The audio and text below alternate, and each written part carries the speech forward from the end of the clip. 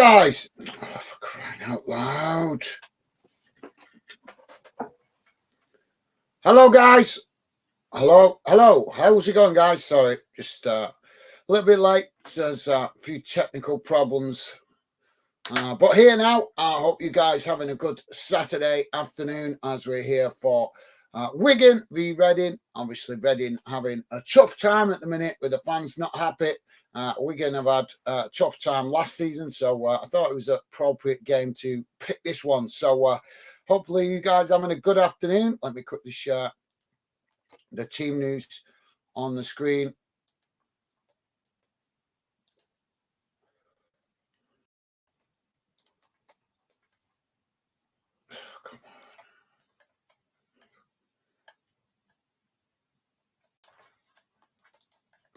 Sorted. So we're off and underway already, guys. And there's a free kick on this near side for Reading. Ben's with us. How's it going, Ben? Welcome to the show, Ben. Saying Leicester vs Ipswich Town postponed in the EFL Championship. There are a lot of games postponed today, mate. A lot of games postponed. But thank you for that, Ben. Welcome to the show, mate. Pure Loyalist, how you doing, mate? Pure Loyalist, all right, Gaz, Stevie Beckett, and all the Denners. Catch up later. Okay, no worries. Thank you for that, Pure Loyalist. Hope you're doing well. I hope you're having a good afternoon. Reading playing the ball out wide on that far side. Pure Loyalist saying Wigan win 2-1. Okay, well, thank you for that, Pure Loyalist. Appreciate you leaving a score prediction. Top stuff, mate. Ready now, playing the ball out wide on this near side. Pure Loyalist saying, good result for Arsenal, 5-0 win. Hopefully Bolton will win. We'll get a similar result. Well, thank you very much for that, Pure Loyalist. And I appreciate the positivity towards my teammate. You guys, I'm not sure who Rangers got. Is it Clyde you guys playing today or tomorrow? I can't remember now. I know it's Scottish Cup weekend. But I hope you guys...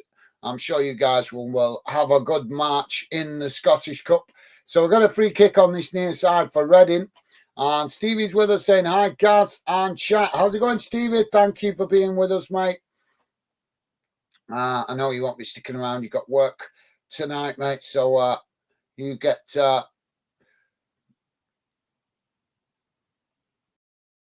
the rest you need, mate. So thank you for that. Ball crossed in there by Reading, but it's knocked away out to this near side. As Reading just managed to keep the ball in play. They played back to the halfway line. Now it's played out wide on that far side. Reading now playing the ball forward. As now they play the ball back into the centre of the field. Out wide to this near side. Looking for an opportunity to get a cross. Cross comes in. Well, it's actually a shot. But the goalkeeper manages to intercept that quite comfortably. And now Wigan on the attack as the ball played out wide on that far side.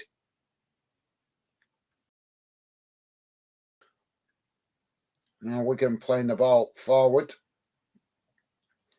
As it's knocked out wide to this near side. As now they play up the field. Reading come to challenge for it. But Wigan just playing it back to their defensive line. As now they switch the play out to that far side. And Stevie's saying, good luck to everyone for your team today. Thank you, Stevie. Top stuff, mate. Thank you for that. So ball out on that far side. As Wigan have won a free kick here. Bang on the halfway line pretty much. So Wigan now taking the free kick short as they play it back to their centre-backs.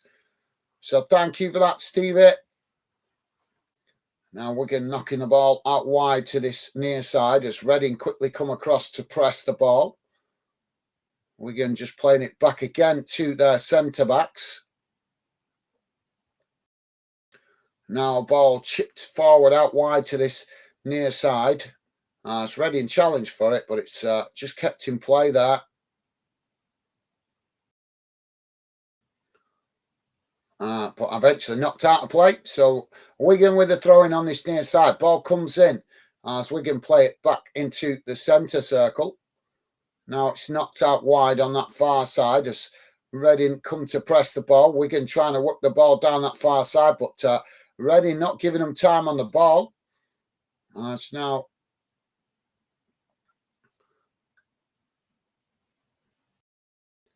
Wigan just knocking it about inside their own half.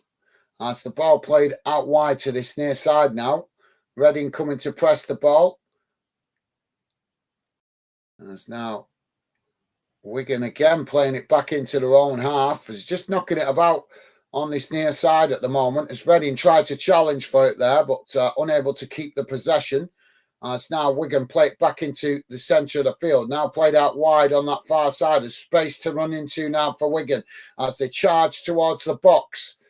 Attempted cross there, but it's blocked off as Wigan eventually do manage to win the ball and they get the shot off as the goalkeeper makes the save at the far post. Good effort there by Wigan as it looked like they'd lost the possession momentarily, but the ball did come to a Wigan forward who got the shot off and the goalkeeper makes a comfortable save. Now the ball played out wide on that far side. It's now Reading build from the back. Reading now playing it out wide again on that far side. If you're a Reading fan, we want to hear from you. That's why we're doing this game today. You guys have been disgruntled. Obviously not happy with your own club at the moment. So come and let us know in the chat. We want to hear from you if you're a Reading fan or a Wigan fan. We want to hear from you. But particularly if you're a Reading fan, you guys protesting last week, stopping your team playing. Come and tell us what is going on with your club and why you feel so frustrated to the point where you stop the game. Want to hear from you if you're a Reading fan. Now, Reading playing the ball out wide on this near side as they just couldn't keep the ball in play there. And that will be a throw into Wigan on this near side.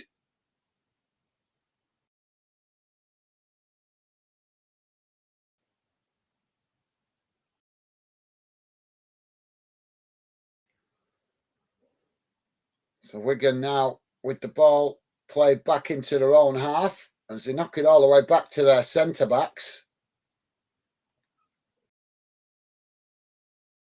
Now the ball kicked long down the centre of the field as it goes all the way back to the Reading goalkeeper.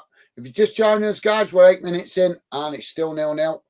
Now Reading play the ball out wide to this near side. Ball played forward as it's knocked out wide on this near side but goes straight out of play.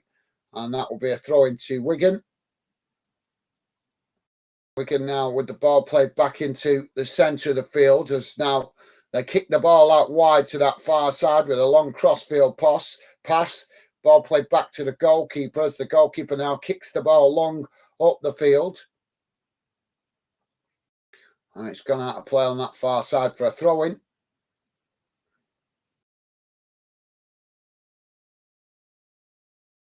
So Reading playing the ball all the way back to the goalkeeper.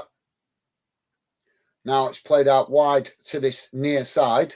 As Wigan come to press the ball, but Reading kick the ball long up the field into the Wigan half as it's headed back in the direction it came from.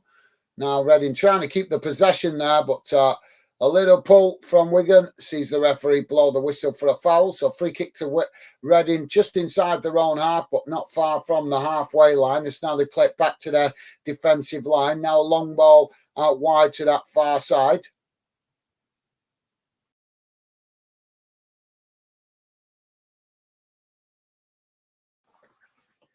It's gone out of play. Stevie's saying completely missed that, Gaz, about Reading.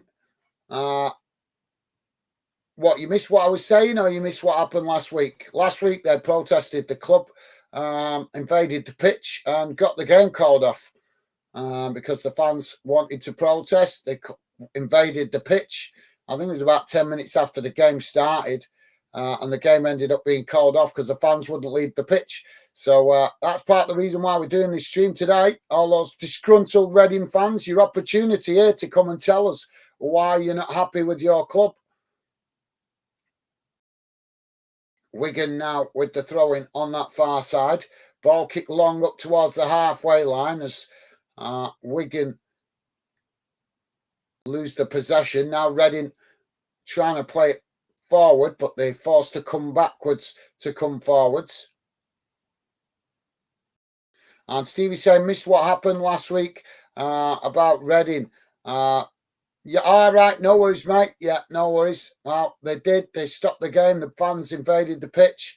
And it was an FA Cup game, I think, last week, and invaded the pitch, wouldn't leave, and the game ended up being called off.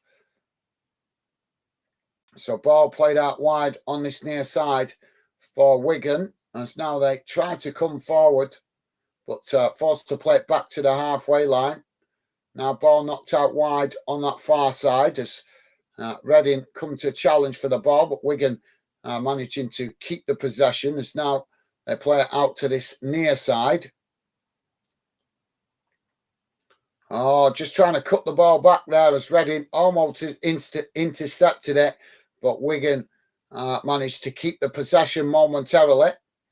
As now they play it out wide to that far side. Now working the ball forward down that far side of the field.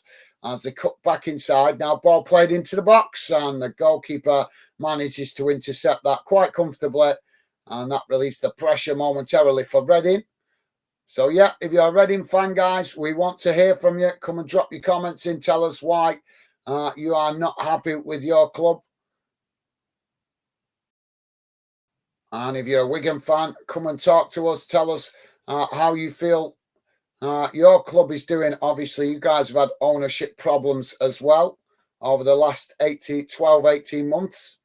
Now Reading playing the ball out wide to that far side. As the ball now played forward, Wigan come across to challenge for it. As the ball just kept in play there. As now Wigan playing the ball back into the centre of the field. Reading challenge for it, but Wigan now play it out wide on this near side as now they come forward, racing into the Reading half of the field on this near side as they just play it forward slightly there. Reading come to challenge for it, but Wigan now charging towards the edge of the box as a clumsy challenge comes in there from Reading, but the referee says nothing and waves the play on.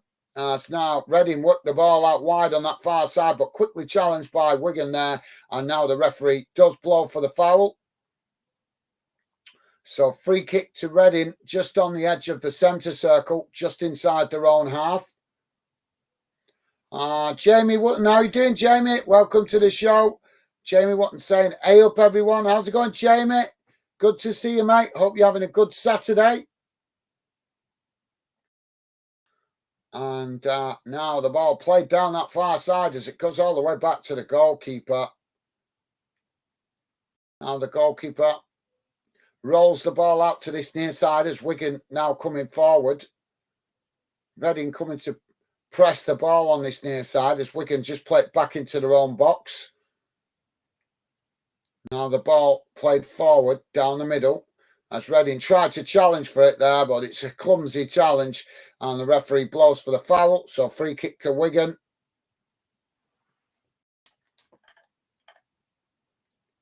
So thank you for that, Jamie. Welcome to the show, mate. Jamie saying, how everyone doing?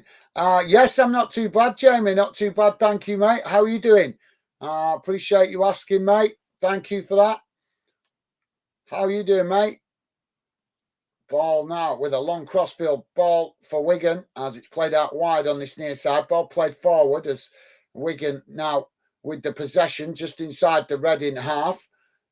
Now it's switched out to that far side as Wigan play the ball forward on that far side. Now attempted cross, but it's blocked off there by Reading, who now win back the ball, quickly knocking the ball out wide to this near side. But there's no Reading player there to intercept it, and the ball goes out of play for a throw-in. So, yeah, I'm good. Thank you for asking, Jamie. Hope you're doing well, mate. Hope you're enjoying your Saturday. Stevie's saying, afternoon, Jamie. Awesome. Thank you, Stevie. Jamie's saying, I only got in from work. All right, you just got in from work, mate. No worries. Thank you for being with us, Jamie. Always a pleasure to have your company and conversation, mate. Hope you've had a good day at work. Now Reading with the throw-in on this near side as the ball thrown long up the field.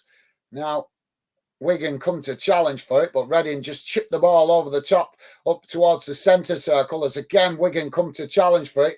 Winning it back, no foul given there. It's now Wigan charging forward towards the Reading box, working it out wide on that far side as Reading try to challenge again, but Wigan cross it into the box. It's headed towards goal, but the goalkeeper manages to intercept that quite comfortably, and that released the pressure momentarily for Reading.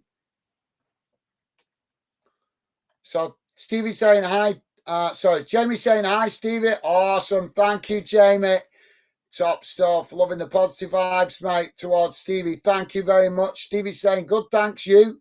Awesome. Thank you, Stevie. Now, Wigan with the possession again on this near side as the ball kicked long up the field. Now Wigan playing the ball back into the centre. I say work it out wide on that far side. Jamie saying, Stevie, I'm good now. Just finished work. Awesome. Well, thank you for that, Jamie. Good to hear. Hope you've had a good day, mate. Now the ball gone out of play on that far side. Referee just having a word with the Reading captain here.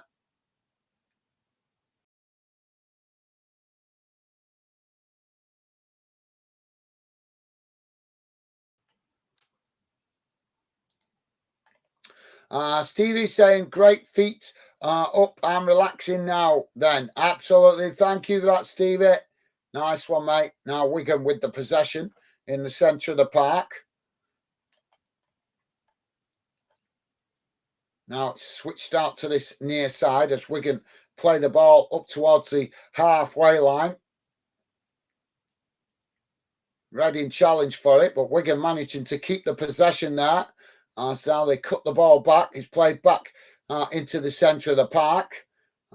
Reading trying to challenge for it there, but Wigan have managed to keep it. As now the ball played forward, out wide to that far side. As now they work their way up the field on the far side of the field, but Reading sticking with the man. So they try to make the challenge, but Wigan just cut the ball back into the centre. Now ball crossed into the box and it's headed behind. As both teams claiming for that being their ball, but the referee's giving it as a goal kick. If you're a Reading fan, we want to hear from you guys. You guys not happy with your club? You stopped your club playing last week, so come and tell us why. We are a fan channel. We want to hear from you guys. We want to hear your opinion, your viewpoints, and why you are not happy with your club. This is the chance for you guys to have your say in the Fandom community chat.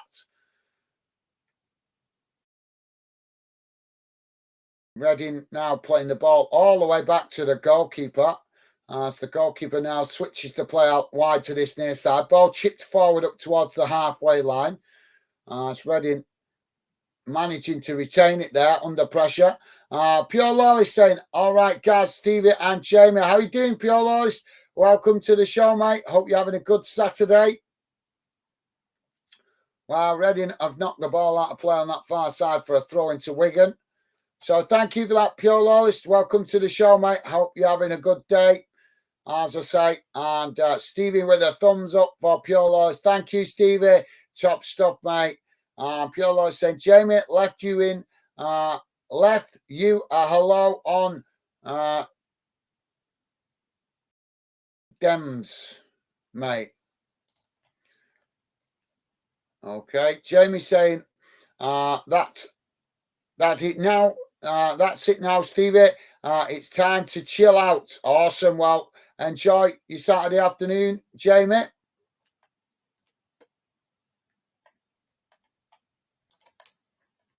Pure Loyalist saying hi there, Stevie. Awesome. Thank you, Pure Loyalist. Appreciate the positive vibes, mate, towards Stevie. Thank you very much for that. Well, the ball been knocked out of play on this near side as Wigan played it forward there. Reading challenged for it. Jamie saying, hi, Pure Loyalist, mate. How are you? Awesome. Thank you, Jamie. Thank you for that, mate. Top stuff, guys. Loving the positive vibes. And Pure Loyalist saying, all good, Jamie. Hope you are the same. Awesome. Thank you for that, Pure Loyalist. Loving the positive vibes, as always, from you guys. Now, Wigan with the possession on that far side as they chip the ball forward, just managing to keep it in play. As now they hook it into the box, but it's intercepted by Reading. As Reading now play the ball long up the field, and it's headed out of play on that far side for throw-in.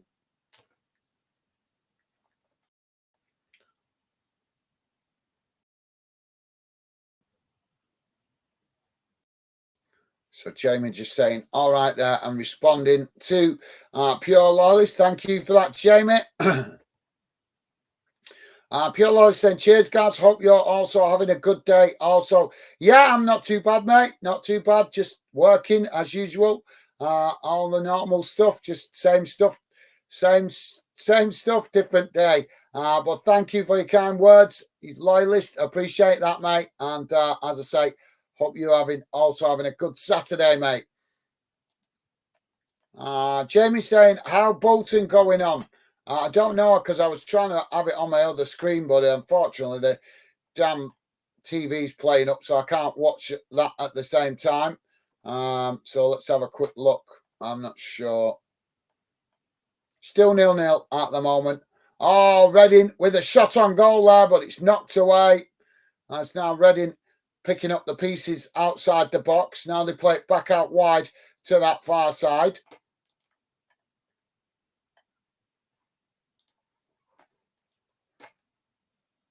So still 0-0 at the moment, Jamie.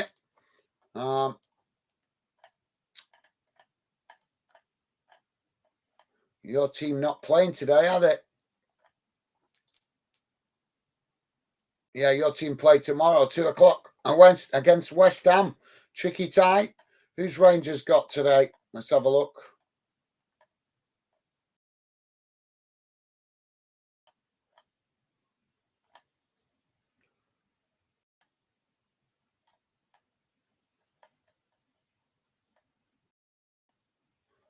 Rangers playing Dumbarton at 5:30.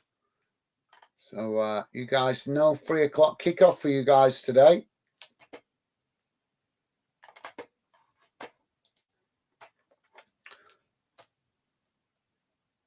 So thank you for that, Jamie. Yep, still 0-0, mate. Just had a look. Pure Law saying, Jamie, take it. The snow isn't an issue.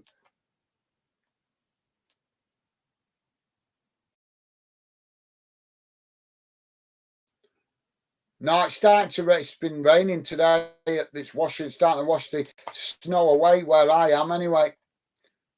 Now the ball played out wide on this near side as Reading with the possession. Now they play it out wide to that far side.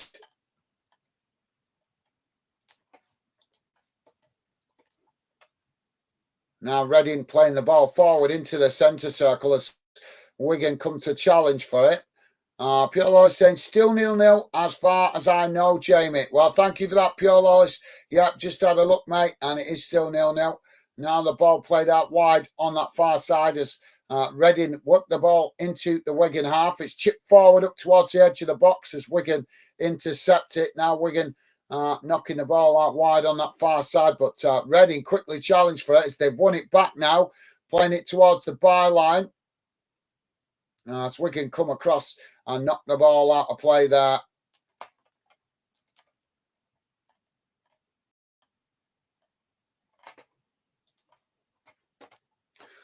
Jamie saying pure. No, mate. Thanks. Thanks, Fu. All right. Okay. Thank you for that, Jamie. Pure Lawless liking that. Pure saying trying to keep us with 3 games here. Rangers v Dumbarton, Bolton games, and this. Well, thank you, Pure Lawless. Yeah, Rangers playing at 5:30. Now Wigan with the possession at the back as they just play it back to the goalkeeper.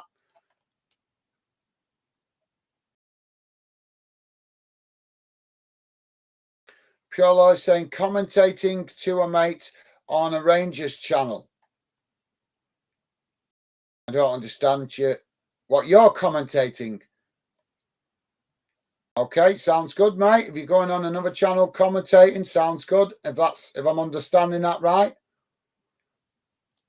Pure saying an hour until kickoff up here. Okay, yeah, you guys got the tea time kickoff today. You should win quite comfortably against Dumbarton, mate. Not really a tough challenge for you guys. Opportunity to play some youngsters. Do you think for Rangers today? We've got a stoppage in play at the moment, guys. Wigan player good.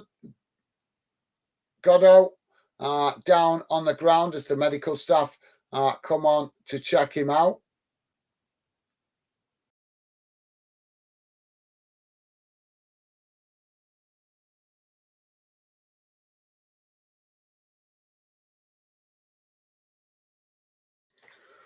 So while we've got this stoppage in play, might as well have a quick look what's going on in the other games, guys.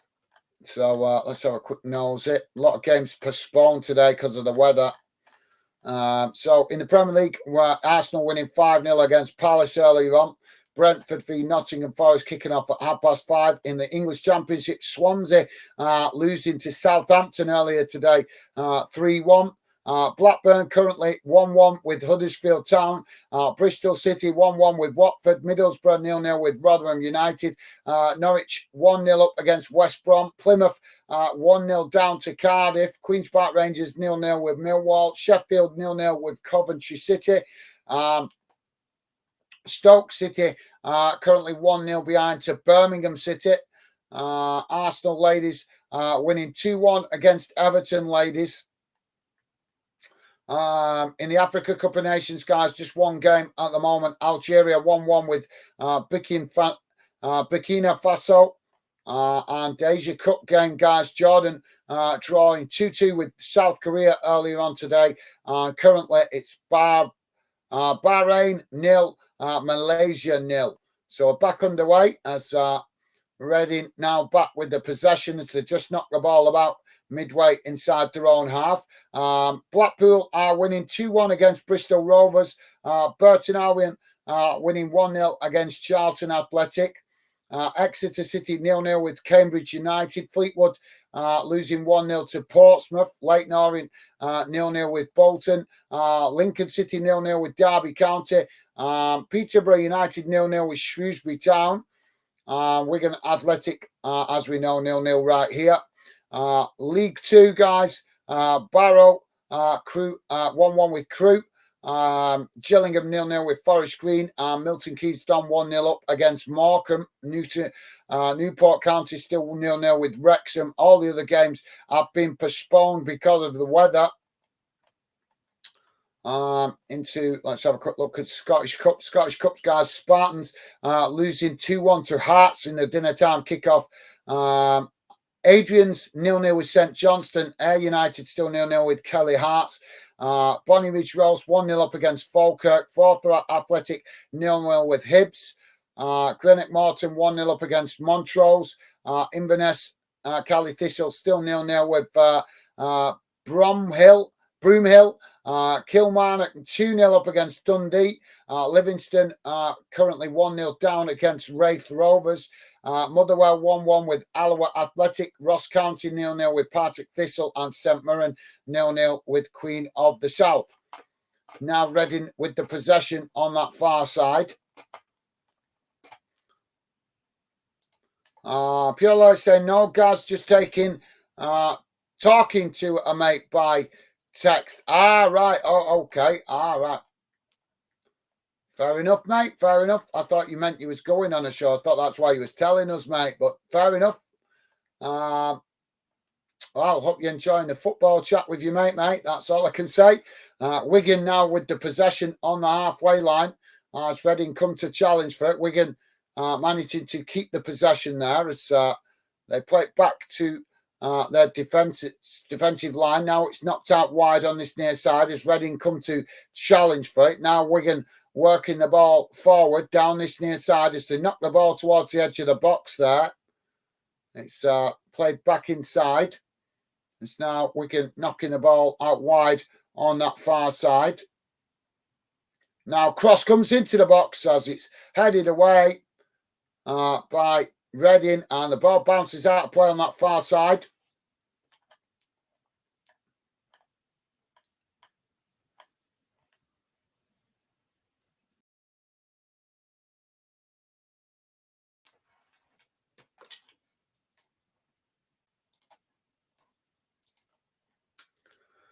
So waiting for this throw-in on the far side, guys.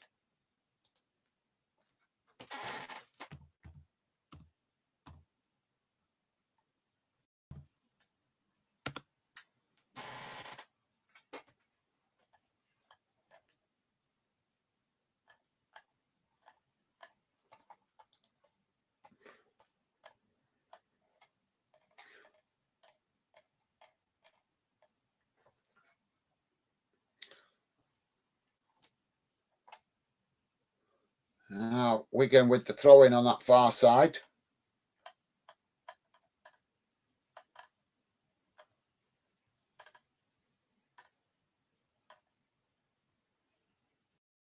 Oh, shot comes in now from Wigan. Whoa, what a goal. Smashed in from that far side as it's into the back of the net, and the goalkeeper unable to keep the ball out there as Wigan take the early lead. Well, I say early, we're already half an hour into the game. 31 and a half minutes gone, guys. Wigan 1, Reading 0.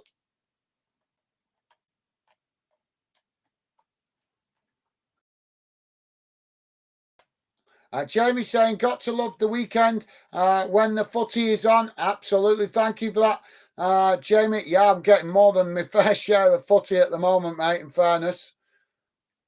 But thank you for that, Jamie. Yeah, you're right, mate. Love the footy on a Saturday.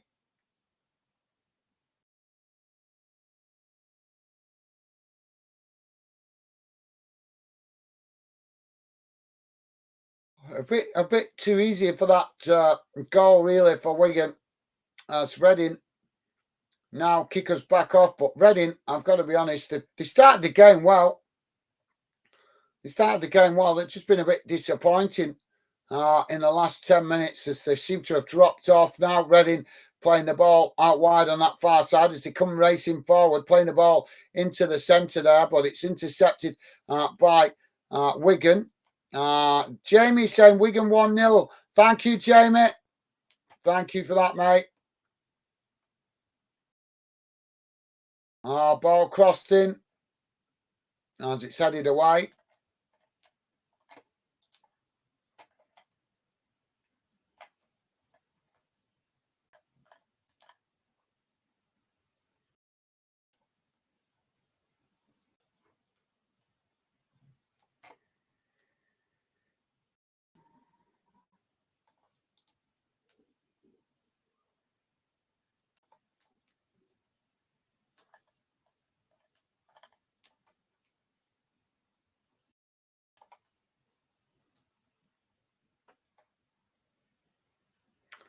Well, Wigan now with the possession under pressure there. The referee's blown for a foul.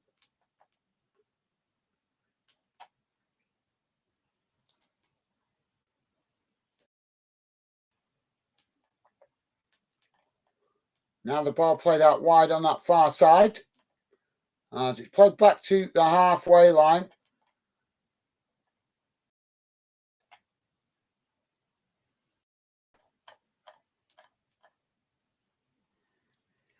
Wigan now with the possession played out wide on this near side.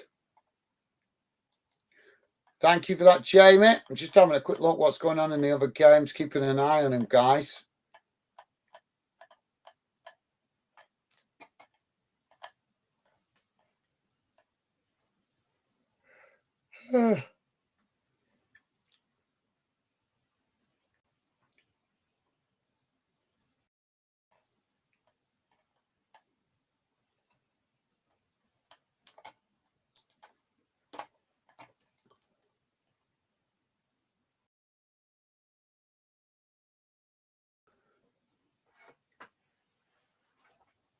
So did you have an afternoon? Did you have an evening chilling on your own last night, Jamie? Was your lady went out for a drink, didn't she, with some friends, mate? I don't know if that was just, obviously I know you mentioned it, but just wondering whether you had a night in on your own, chilling out, watching a film or some football or something, I'm not sure. Oh yeah, you were watching the darts, weren't you? Yeah, you were watching the darts. Ball kicked long up the field by the goalkeeper as Reading intercepted just outside their own box. Now it's played out wide to this near side as Wigan come to challenge for it. Now ball played into the centre of the park as Wigan win it back now. Now the ball played out wide on this near side as Wigan now with another shot, but it's gone wide. And that will be a goal kick to Reading.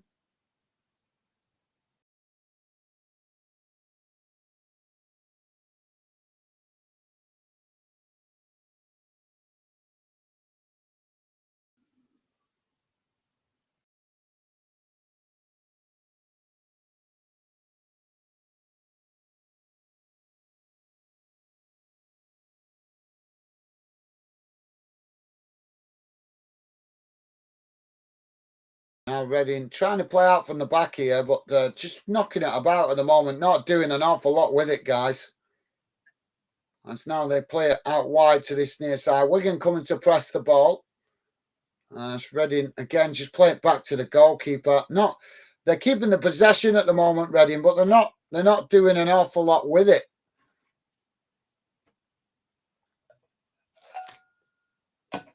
So thank you for that, Jamie. Now the ball knocked out wide on that far side. Well,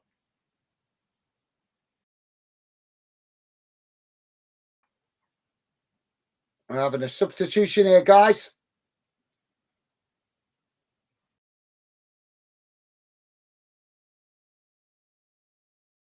Well, Wigan with an early substitution. Sorry, guys. Yawning. Wigan with an early substitution here. We're on 37 minutes, and I don't know if this has got to be all I can think. It's either no reason for it tactical change. So all I can think, so it's GAZGO coming off, Humphreys coming on. All I can think is that's because of some slight injury. Now the ball played out wide on that far side. It's now Wigan with the possession played forward. Now Reading intercept it, racing straight down the middle of the park as Wigan come to challenge for it. Wigan unable to keep it though as Reading regain the possession just inside their own half.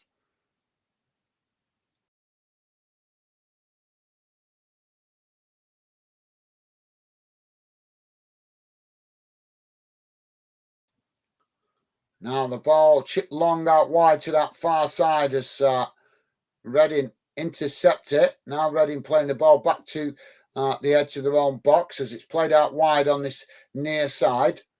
Reading coming to challenge for it as Wigan chip the ball long up the field. Reading managing to intercept it as they try and keep it under pressure there.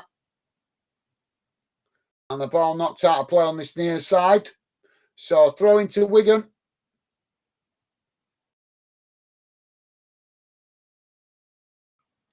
So Wigan now with the ball thrown in. As now they play it back into the centre of the field. Now the ball played forward now as Wigan racing towards the edge of the box and the shot comes in, but the goalkeeper manages to make the save quite comfortably there. And that gives possession back to Reading.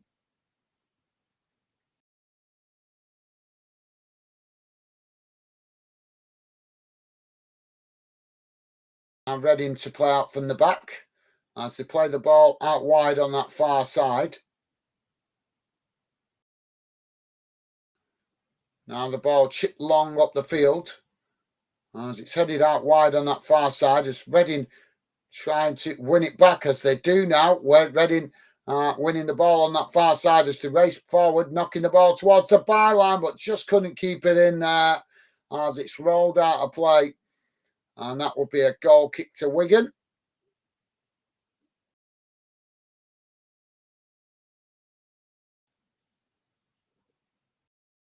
So he's just joined us, guys. We're just coming up to 40 minutes gone. Wigan 1, Reading 0. So where's all these Reading fans that are not happy? Come on, guys. Drop your comments in the chat. You all guys get a game called off. I'm doing the stream so you guys can have an opportunity to come and tell us why you're not happy with your club.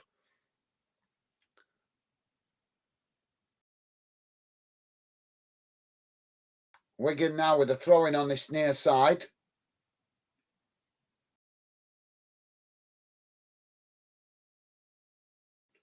Ball thrown long up the field.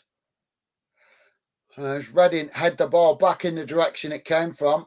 Wigan have managed to intercept it there as they knock it forward, but Reading win back the possession as they play it all the way back to the goalkeeper.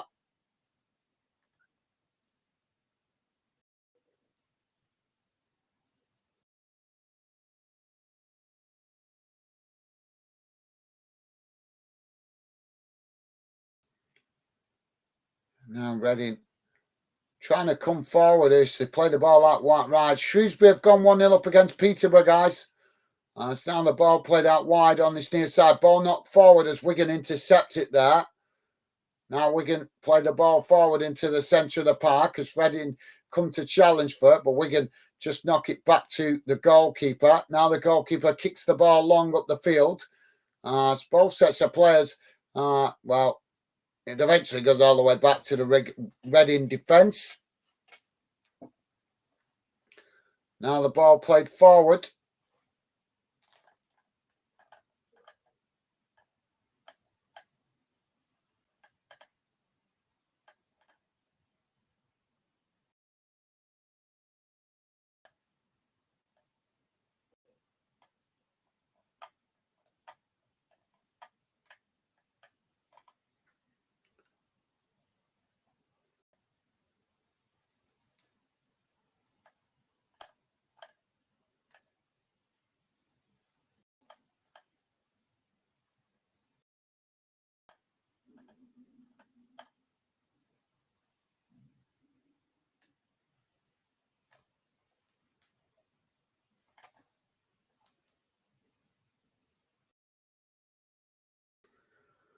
Reading now coming forward on this near side as Wigan come across to challenge for it, and the ball goes out of play there for throw into Reading, midway inside the Wigan half of the field.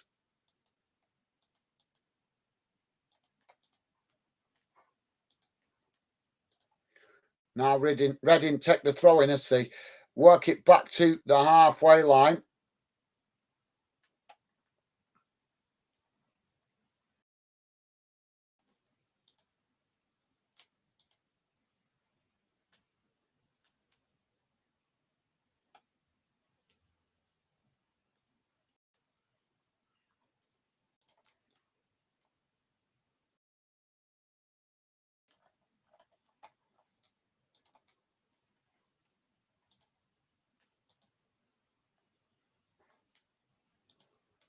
Well, it's been knocked out play on that far side.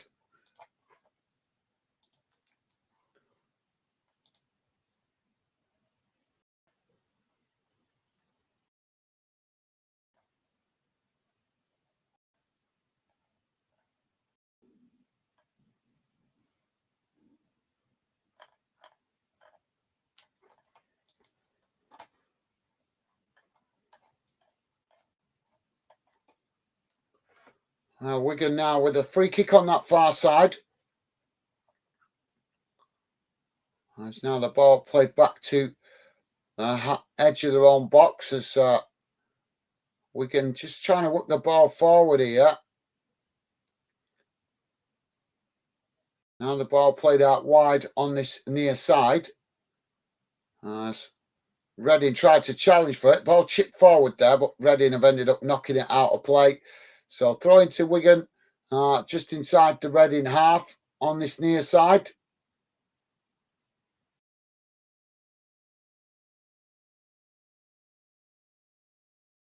So Wigan now with the possession as they play it back to their own defensive line. Now it's played back into the centre of the field. It's now Wigan playing the ball forward. Now it's knocked out wide to that far side as Reading make the challenge. Reading winning it back there. It's now they play it back into the centre of the field. Now it's played out wide to that far side.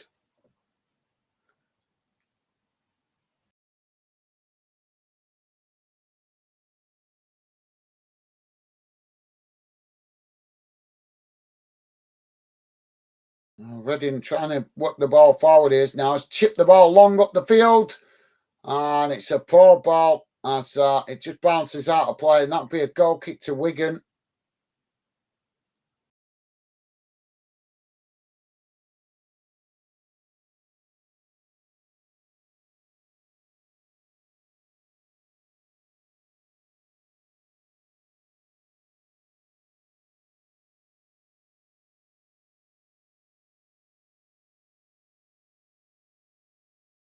Goalkeeper kicks the ball long down the centre of the field.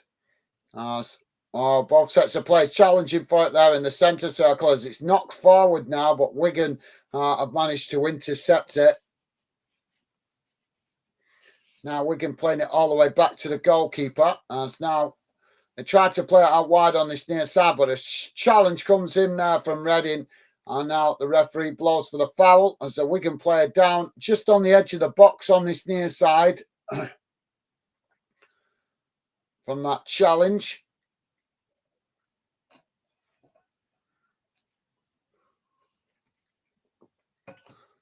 You guys not got a lot to say today? Now the ball played out wide on this near side. So we're going to have the throw-in from that challenge. Plays back to his feet now. We've had 3 minutes added on time, guys. So now, ball thrown into the box as Reading trying to keep the ball in play. It's deflected out on this near side, and that will be a throw-in to Wigan. It's now Wigan playing the ball away, but Reading have intercepted it. Now Reading winning it back as they play it back into the centre of the park. Now it's knocked out wide to this near side again. As Wigan coming to press the ball, Reading managing to keep it there as they cut the ball back inside. Got to say, this pitch doesn't look great for Wigan, guys. Now the ball chipped forward into the box by Reading as they knock it towards goal. But the goalkeeper just managing to get to that before it went past him and into the far corner of the net.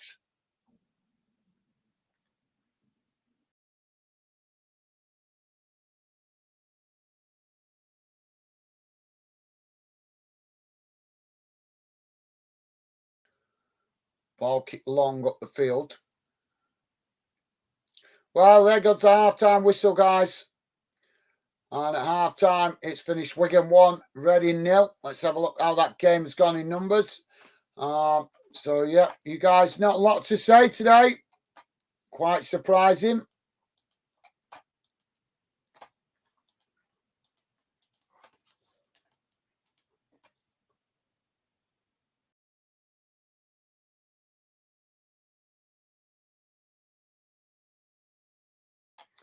So let's have a look how that first half has gone in numbers.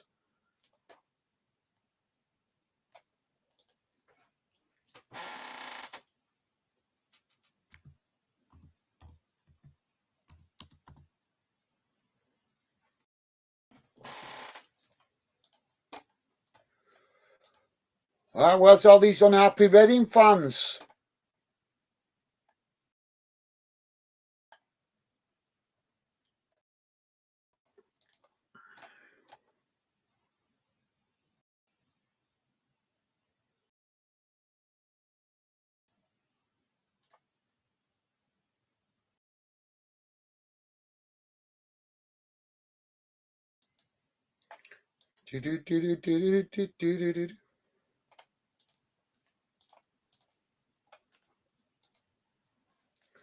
So here we go, guys. This is how the first half has gone in numbers. Let's have a look. So here it is, guys. First half in numbers is total shots 5 for Wigan, 3 for Reading. Shots on target 4 for Wigan, 1 for Reading. Possession 52% for Wigan, 48% for Reading. Passes 254 for Reading. For Wigan, 244 for Reading. Pass accuracy, 83% for Wigan, 84% for Reading. Fouls, 5 for Wigan, 9 for Reading. Yellow cards, none. No red cards yet. Offsides, none. And corners, none. So pretty dull game so far, guys. So Wigan creating the only excitement of the game, to be fair. That matters with that goal. Reading did have an early opportunity where they caused a little bit of panic in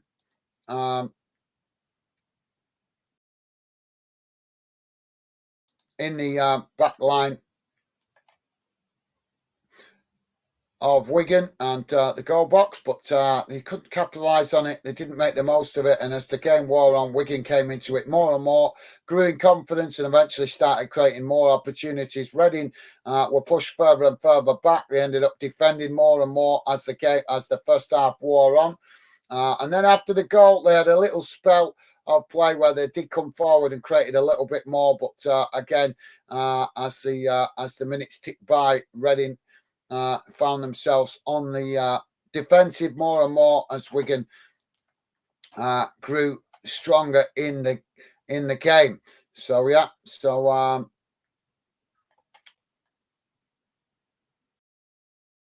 are you still with us, Jamie? I'm not sure. I presume you're gone because you didn't answer my question before, unless you just got your hands full, mate.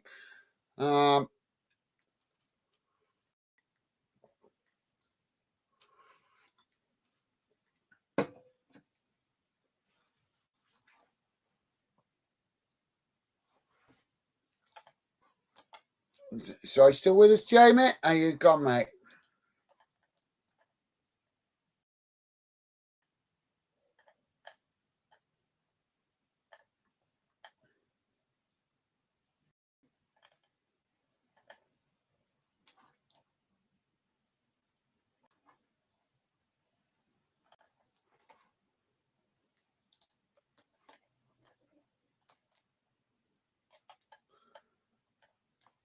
So let's have a look around the grounds. What's going on?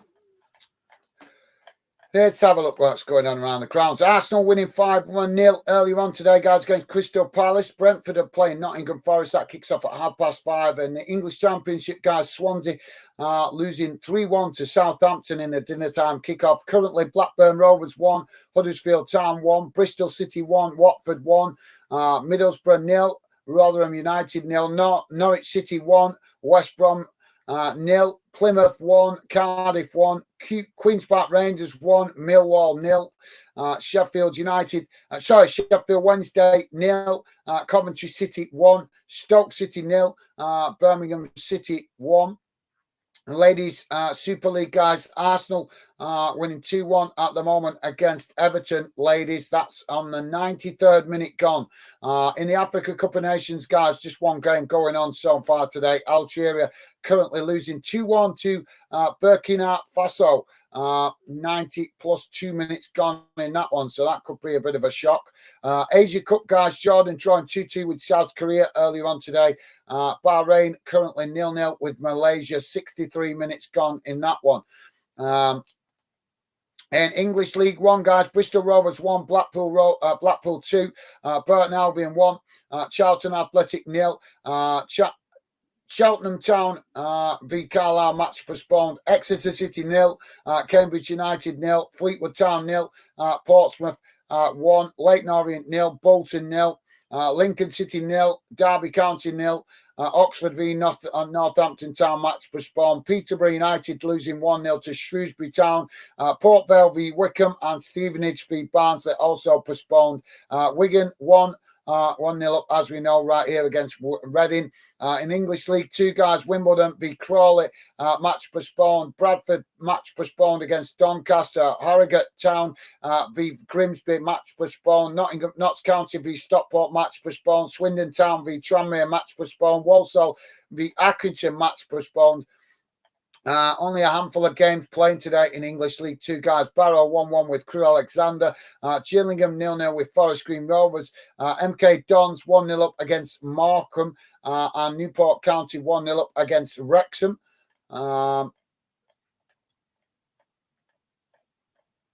Scottish Cup, guys, the Spartans losing 2-1 to Hearts of Midlothian earlier today. Adrian's 0-0 with St Johnstone. Ayr United 0-0 with Kelly Hearts. Bonnie Ridge Rose 1-1 with Falkirk. Forfar Athletic 0-0 with Hibernian. Greenock Morton 1-0 up against Montrose. Inverness Calithissa 1-0 up against Broomhill. Kilmarnock 2-0 up against Dundee. Livingston 1-1 with Raith Rovers. Motherwell 1-1 with Alloa Athletic. Ross County losing 2-0 to Partick Thistle. And St Mirren 0-0 with Queen of the South. One game was supposed to be played in the Scottish Championship today, guys, which was Dunfermline v Queen's Park, match postponed. Scottish League One, also one game today, which was Stirling Albion v Hamilton, match postponed. Two games going on in the Scottish League Two. East 5-2, Peterhead 0, and Stenhousemuir leading 1-0 against Stranraer. Into the Welsh League Cup, guys. The Welsh League Cup final today sent the New Saints taking on Swansea City UFC. Sorry, Swansea City U21s. That's a cup final kicking off at 5:30. In the Northern Irish Premiership, guys, Cliftonville 1-0 up against Ballymere United. Colorado 0-0 with Carrick Rangers.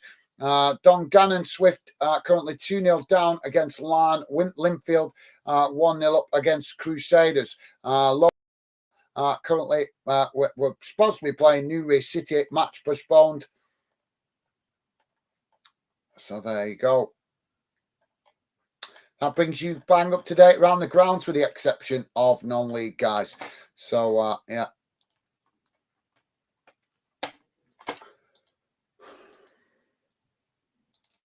Okay, guys, I'll be right back with you in a second. I don't know, I've got that wrong.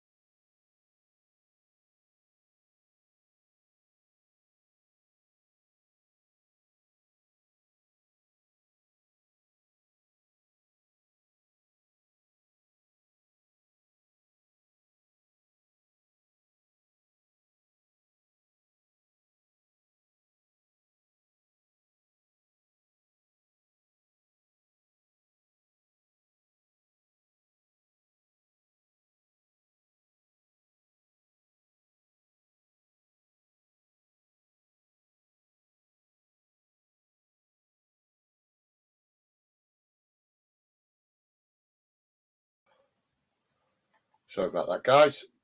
So, if you just joined us, guys, currently 1-0 to Wigan. If you're a fan of either Wigan or Reading, we want to hear from you guys. As quite a few Wigan fans and Reading fans not happy at the moment with the way your club's being run. So please do drop your comments in the chat. We'd love to hear from you guys. And it can tell us why you guys are not happy. Obviously, we know it's because of owners. But we want to know more details if you can, guys. PFC, how are you doing, mate? PFC DY4 Dylan saying, good afternoon, Gaz. Good to be on here and speaking to you again. Hope you are well. Yeah, I'm not too bad, mate. Not too bad. Hope you're doing good. I've not spoke to you for a few weeks. I hope you're doing well, mate. Well, the players are back out on the pitch now, so we should be back underway in a moment.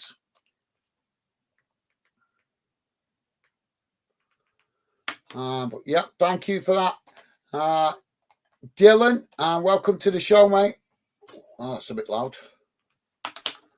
Hope you're doing well. So let me quickly share the team news back on the screen for you guys.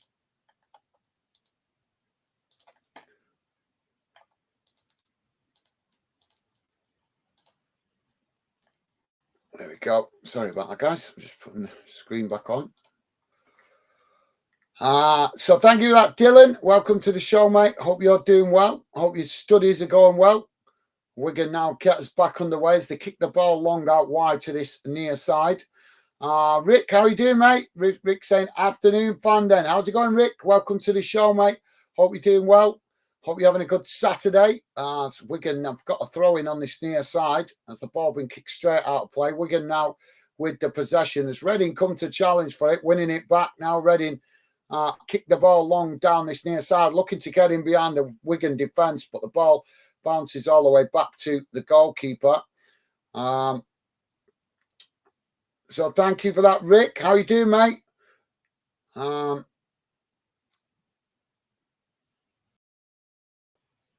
Well, we're doing your club today, mate. Come and tell us what you know about the fans with the protest last week and what's going on at Reading. We want to hear from you guys. Want to hear the fans' point of view. It's now Reading kick the ball long down the field, and again it goes all the way back to the Wigan goalkeeper as Wigan now play out from the back. So thank you for that, Rick. Welcome to the show, mate. As I say, Dylan is saying, thank you, mate. Glad to hear you are well. All good here. Well, thank you for that, Dylan. Good to hear, mate. As I say, hope your studies are going well. Now the ball crossed into the box by Wigan as Reading have intercepted it. Now Reading playing the ball out wide on that far side as Wigan play it back to the halfway line.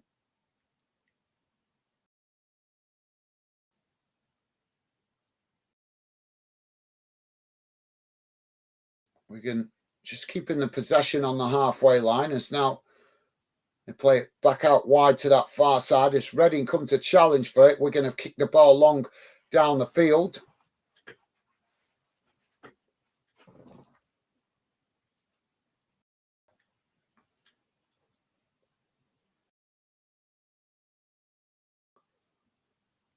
So Reading now with the throw-in as the ball comes in. Reading playing the ball back into the centre of the field. So we can come to press the ball, but Reading just kick the ball long up the field out wide to this near side as it's headed on there, but it's intercepted by Wigan.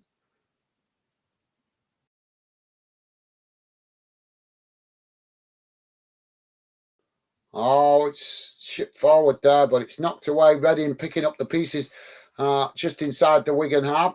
Dylan is saying, studies are going well, going pretty good. Thank you, mate. Good to hear, mate. I have an actual exam in 2 weeks' time, and then I have 2 more sets of mocks before I sit my written exams in May and June. Oh, well, so it's really starting to ramp up with the intensity now then, mate. Well, give it the best you got. As I've said to you before, mate, give it your best efforts. Just try to focus on it as best possible and hope it goes well. I'm sure it will if you focus properly. And now the ball crossed into the box. It's knocked away. It's Reading picking up the pieces on that far side. Now playing the ball back into the centre of the field. It's knocked straight back out wide on that far side. Now played back into the centre of the park as Reading now knock it forward down this near side, coming towards the edge of the box as they take it to the byline. Ball crossed in, but it's the goalkeeper intercepted it there, but he fumbled it as Reading almost managed to win the ball back there.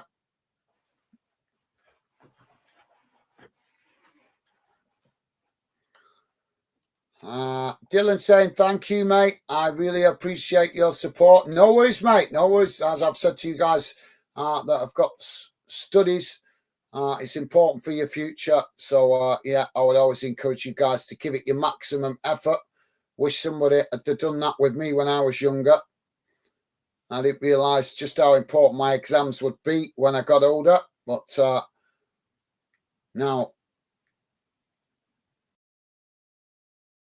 nowadays it's very important, mate. Very important. Very, very important. You can't get a job now without any kind of qualifications. That's the world we live in now. So Reading have lost the ball. Wigan have won a free kick here, midway inside their own half, very central. And now they kick the ball long down the field out wide to this near side as Reading have intercepted it. Now ball chipped forward as it's knocked out of play on this near side. Dylan, I don't suppose you've heard of something called Denvs. Any of you guys heard of anything called Denvs? Denvs, D-E-N-V-S. Ball played out wide on that far side. It's now Reading with the possession as they play it back to the halfway line. Now it's played out wide on this near side. As the ball chipped forward up towards the Wigan box. Wigan challenge for it. Now it's played out wide on this near side. Dylan saying, no, I haven't, mate. No worries, mate. No worries. I thought it might be another YouTube channel or something.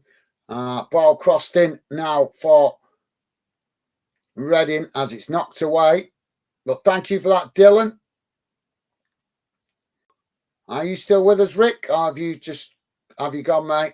Not sure if you're still with us, Rick. Ball played out wide on that far side as Wigan come to challenge for it, and it's gone out of play there for another throw into Reading, just inside their own half, but close to the halfway line.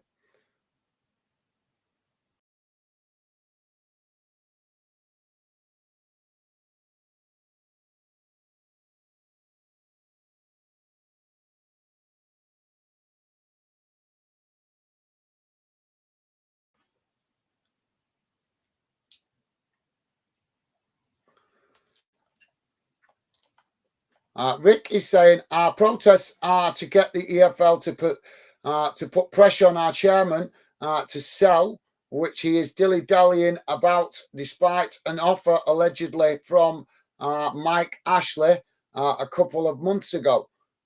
Right. Yeah, I did hear about that. Yeah, I did hear about Mike Ashley. But Mike Ashley was also after Derby, wasn't he? Didn't he try and get Derby County as well? But yeah, I think it's worked. I know I was reading somewhat earlier on in the week. I don't know if you've seen it, Rick. I was reading somewhat earlier on in the week, mate, about the EFL also not happy with the Reading owner as well, because the EFL feel that the protests came about the same way. They feel that it's been created by the owner. So you guys have definitely got the attention of the EFL. I can't remember if it's the EFL or the FA I was reading, but one of them's come out and made a statement about it anyway, and I was reading about it the other day. I can't remember all the details though, but I know it did imply that they was feeling the same thing as what you're saying there, that the owner has created that problem with the fans, the disgruntled fans. Now Reading playing the ball into the box as they're pushed out wide on this near side. Wigan challenge for it, winning it back now. Wigan trying to clear their lines. But yeah, thank you for the insight, Rick. Thank you for that, mate. It's really, really sad to see what's going on at Reading. because obviously Reading, a great club, and very passionate fans. But as you say, you guys in the same problem we've seen so many clubs over the years, over the last 10 years, with owners that are in it for what they can get. But this boils down to the EFL's rules, doesn't it? If the EFL or the FA's rules were better, then these owners, these bad owners, wouldn't get control of the club in the first place. For me, I think that owners that have Bolton have gone behind to Leighton Orient. Damn. A ball intercepted there by the goalkeeper as Reading crossed it in there, but the Wigan goalkeeper has managed to win the possession. Now Wigan play it out wide on this near side. Dylan is saying, really sad news regarding the Bolton fan last week. I gave my best to his loved ones. Yes, absolutely. Yeah, thank you for that, Dylan. Well said, mate. Yeah, very, very sad what happened there. I know the club did give tribute to him the other night in one of the other games. So, yeah, very, very sad that, mate.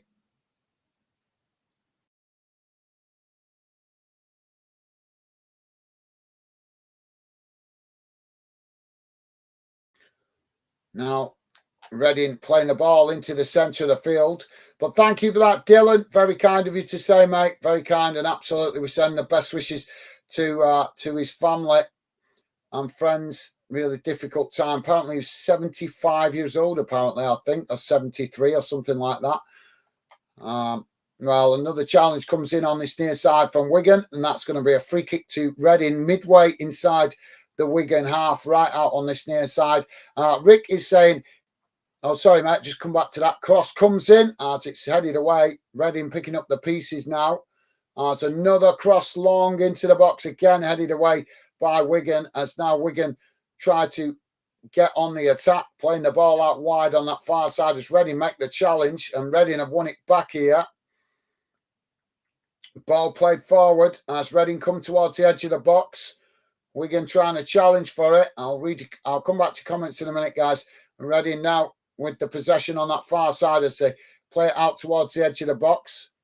You've got Wigan penned right back here as now they switch the play out to this near side. Now Reading taking it to the byline as they try to create some space. Ball crossed in, but it's not the greatest as it goes right out on the far side. But now it's hooked back in towards the box as it's headed towards goal.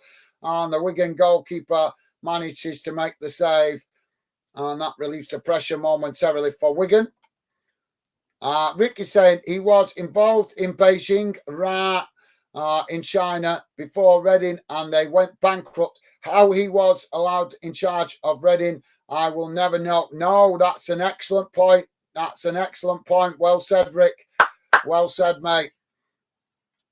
I think it boils down to the EFL and the FA. We're starting to see it, guys. The reality is we're starting to see it with all what's gone on with so many clubs over the last few years. We're starting to see that this fit and proper test that they created is not fit for purpose. It's doing nothing to stop bad owners getting control of clubs. So therefore, it's not worth the paper it's written on or the computer it's typed on. So we need reform. I think we need reform at the top level of football, English football, right across the board. The FA are not fit for purpose. The EFL are not fit for purpose. It's becoming more and more obvious. The mainstream media don't call them out. They just play along because obviously it's financially beneficial for them to play along. Most of the YouTubers are not really saying it as it is. They're dilly-daddling about. And the reality is the EFL and the FA are just not fit for purpose anymore. They need a massive overhaul. We need football people involved in the football structure at the top. And unfortunately, we haven't. We've got a load of suits that are more interested in a profit margin than what's right for football. And until fans actually come together, nothing will change. Nothing will change. That's why I started Fandom, to try and bring fans together. But I don't think it's going to happen. Because I don't think enough fans care enough about the future of the game. As I've been building Fanden now for nearly 5 years, and that's the conclusion I'm starting to come to, guys. As I don't think enough fans care about the game. They only care about the future of football when it affects their club. When it's another club, you get banter, you get fans not really interested. You just, no fans don't want to come together to fight for football as a unit, as one community. They only want to fight to change football when it directly affects their club. And I think as long as that continues, the monopoly will always be with the rich and powerful in football, which is really sad, because if fans actually got their head out their backside and realised just coming together as one football family could do a lot to change the way things are operated at the top level of the football structure. But it is what it is. Wigan now making a substitution here. But thank you for the insight, Rick. You're absolutely right, mate. I totally agree with you. If he's been involved in one club that's gone bankrupt, he shouldn't be allowed to buy another. So Mola coming on here for Wigan, I think, is it? Oh, they're messing about with this substitution, taking all day about it. But thank you for that, Rick. Yeah, you're absolutely right. So Savage coming on and Craig coming off for Wigan. Dylan is saying, devastating news. No one should ever go to a football match and not return home. No, you're absolutely right, Dylan. You're absolutely right. Although we covered all this last week, mate. We did everything you're saying. We did cover it last week. Obviously, it was very a big talking point last weekend and through the week. But you're absolutely right, mate. Nobody should go to a game and not come home. Morris coming on and Smith going off. As now Reading with the possession inside the centre circle. So just come backwards to come forwards as Wigan come to press the ball. But thank you for that, Dylan. You're absolutely right, mate.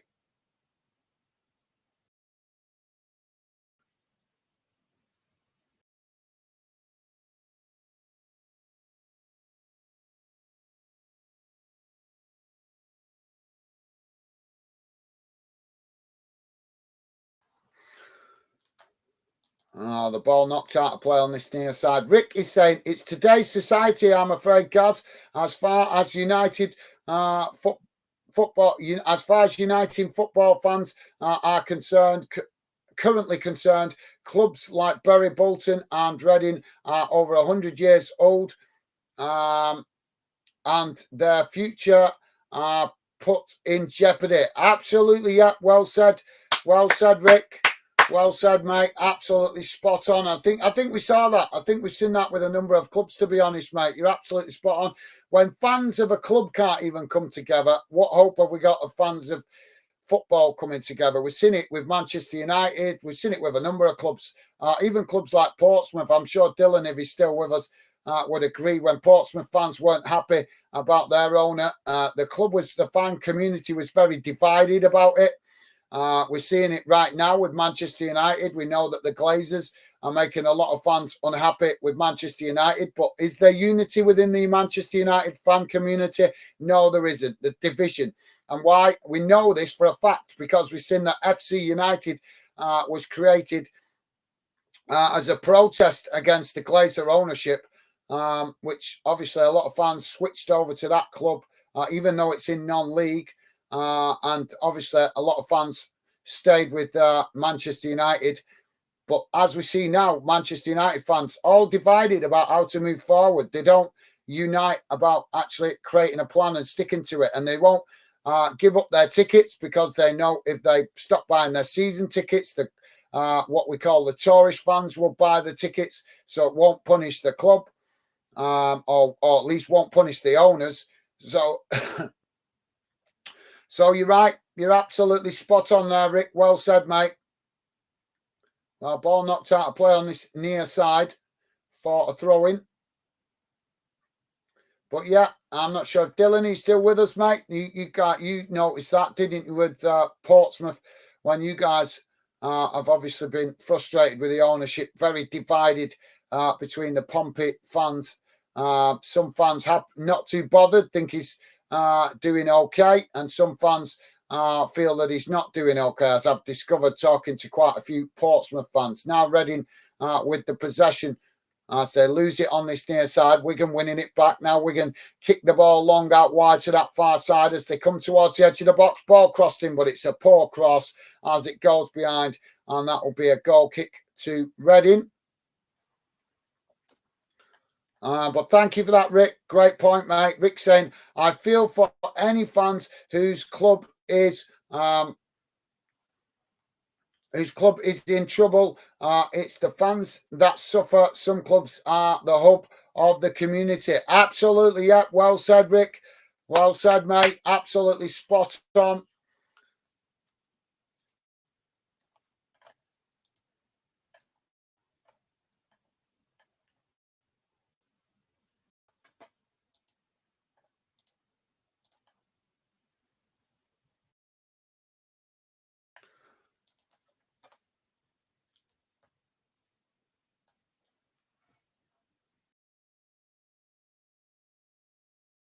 Now the ball chipped forward long down that far side. Reading trying to keep the ball in play. Pure Lawlist saying, Rick, too true. Thank you, Pure Lawlist. I thought you'd gone over to that other channel that you was talking about before. Reading have won a free kick on that far side, but thank you for that, Loyalist. Thank you, mate. And I thought, well, Reading now with a cross into the box. It's headed away at the near post as it bounces out wide on that far side. Both sets of players trying to win that. Reading win the throw in. Now the ball comes back in as Reading trying to play it down that far side. A challenge comes in from Wigan, and that'll be a free kick.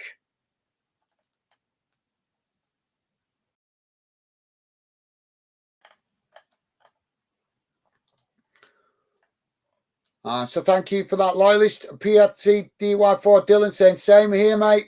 It's about time that is recognised by those above. Absolutely, yeah, I totally agree, Dylan. Well said, mate. Well said. So I don't think they care, mate. I don't think they care. And as I say, as long as fans don't come together, the problem is you can't even get fans to come together about their own club. I've started Fandom hoping that I could bring fans together, but even with my passion, even with my commitment, putting long hours in, tiring myself out to do it, it doesn't seem achievable, guys. The more I work at Fandom, the less it feels achievable to bring enough fans together that care about the future of the game. And I think Rick just nailed it absolutely bang on. It's today's society. So yeah. It doesn't matter how much you care. Even you've got all the raw passion in the world to try and make change. If not enough fans agree with you or want to get behind what you feel about changing football or trying to make change, and nothing will change. Nothing will change.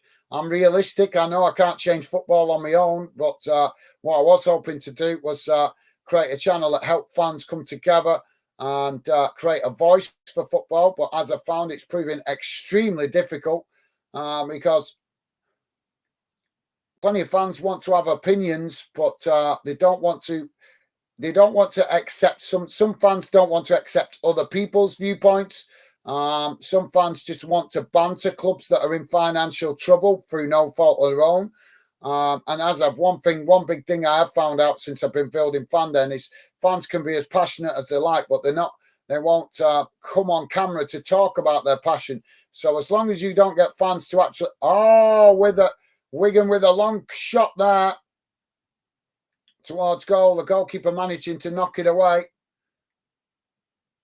That was a good effort from the halfway line, well, just inside on the edge of the centre circle, long shot straight down the middle, and the goalkeeper, I'm not sure if he got fingertips to that.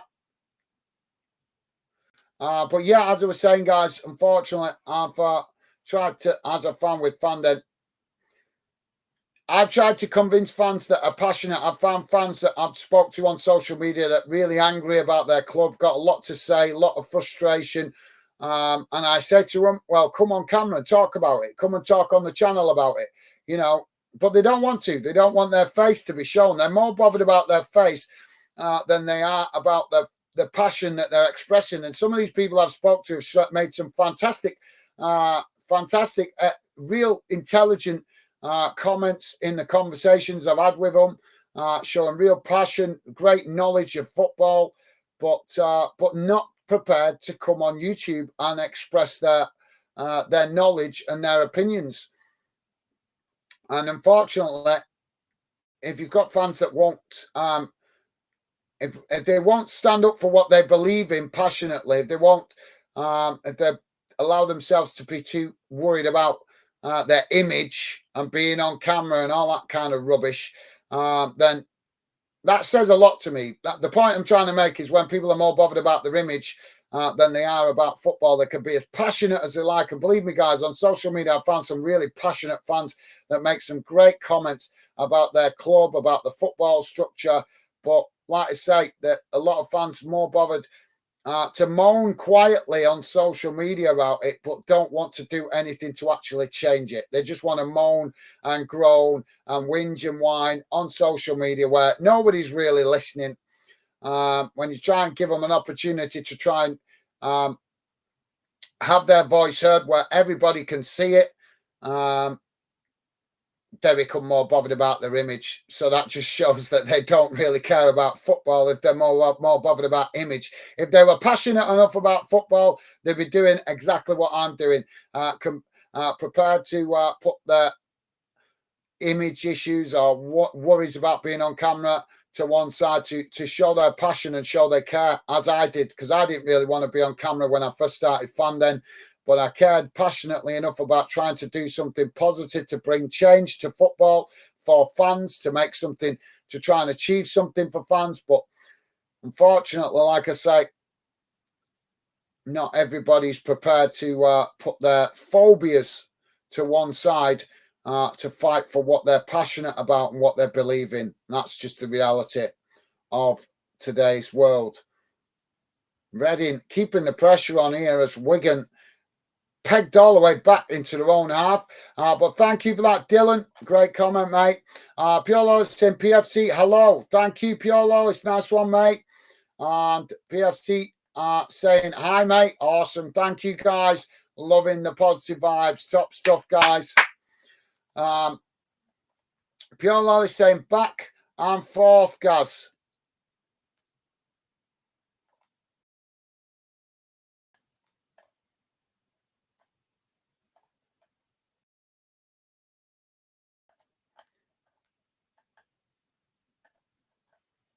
So what's this other channel that you've been on then? Pure Loyalist? You said about another channel before, because I know you said it to Jamie.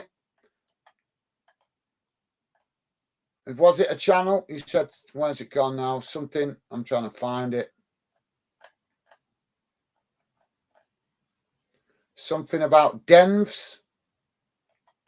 Is that the other channel you've been on?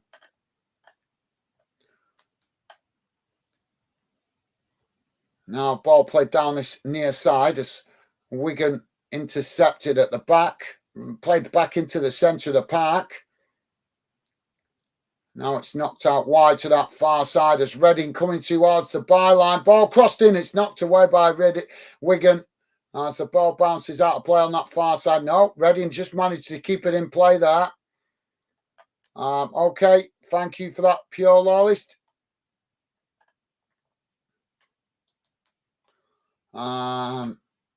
Okay, no worries. Dylan is saying, I think Reading should protest in a different way instead of pitch invasion. They should boycott.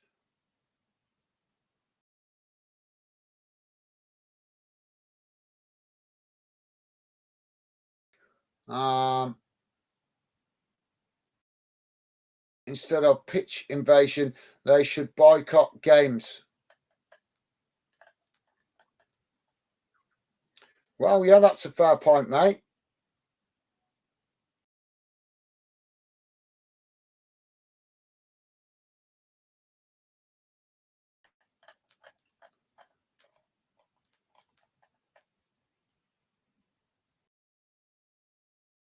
Well, that's a fair point, Dylan. But I think the fans did it out of sheer frustration that the club was ignoring them. To be fair, mate, I think the fans maybe did try other things to make their voice opinion heard, but the club didn't listen or the ownership didn't listen. I don't think fans invade pitches lightly, mate. I think it normally happens. I know the media might like to make out that the mainstream media might to make out a big drama and this, that, and the other. But let's be honest. Come on, fans. You're not telling me fans don't try and communicate with their club before they resort to that. Of course they do. Of course they do. That's why we have what they called now. I forgot. Like like community fan. What they call now, like fan clubs, but not but fan clubs that are actually like attached to each club. I forget what the name of them now. But I know you guys got one. You got one at Portsmouth because I've spoke to people that are in it. I forgot what they call it now, but like you know what I mean, like a community, like a club within the club. It's not within the club, but it's like outside of the club. It's like a fan, um, not a fan forum, but like a fan organisation that represents the clubs. Represents the fans, but that organisation will speak to the club about issues with fans, stuff like that, and try and express a fan's opinion to the club. I forgot. There's a specific way they call it now, but I've forgotten the name for it. But yeah, you're right, Dylan. We don't want to see games getting stopped because of fans protesting and stopping the game. I totally agree with you that, but I don't think that fans like Reading fans done it. I don't think they just decided to do it. I think they've been planning it for a while because they felt the club weren't listening to them. Simple as that, mate. So, I think you're right. None of us want to see games stopped because of protests. But the point I'm saying, I'm not wanting to take sides here, but I'm looking at it logically. And the reality is fans are only going to go to that extreme when they feel that the club is not listening. So I'm not gonna criticize. I'm not gonna sit here like the rest of the mainstream media criticizing fans for it. If clubs actually had better communication, listen to their own fans better, then we wouldn't have it resulting in fans invading the pitch. And let's be honest, guys, fans are the heartbeat of every club. The mainstream media might like to make out that Liverpool or Man United are a big multi-million-pound company, but the reality is the heartbeat of that club is the fans. You take the fans away, so that you watch how quick that stock price, like Man United, for example, they're on the stock market. If fans stop attending them games and stop pumping money into the club, you watch how quick that stock price drops on Manchester United on the stock market. It had dropped dramatically in a matter of weeks, massively. And Manchester United would suddenly become worth a lot less than it is today. So I get your point, Dylan. It's an excellent point, mate. But I think, like I say, I don't think we can condemn the Reading fans for doing it. I think they felt that frustrated that they felt that was their last option, mate. That was their last option to get heard. That's my feeling. That Reading fans felt that they weren't getting listened to the club, so they decided the last option was to invade the pitch, to get the fans, to get the media to listen, to get the club to listen, and so the fans could actually express their point. And it's like kind of a warning shot to the club, innit? Don't listen to us, suffer the consequences. But a great point, Dylan. You're absolutely right, mate. We don't want to see games postponed, but like I said, I don't think fans would do it on a whim. I think it's through months, maybe even years of frustration that eventually results in that. Pure Lord saying football, guys. It would take a miracle to change it. Well, it would, but it would, but it, well. I get your point, Pure Lawlist. I don't think it'd take a miracle. I just think it needs to take enough fans that care. I think that's all it needs. It needs to take enough fans that care about football, not just their club. This is why I keep saying to you guys, if you guys will listen to what I say when I'm on the channel, I send you guys subliminal messages with some of the stuff I say.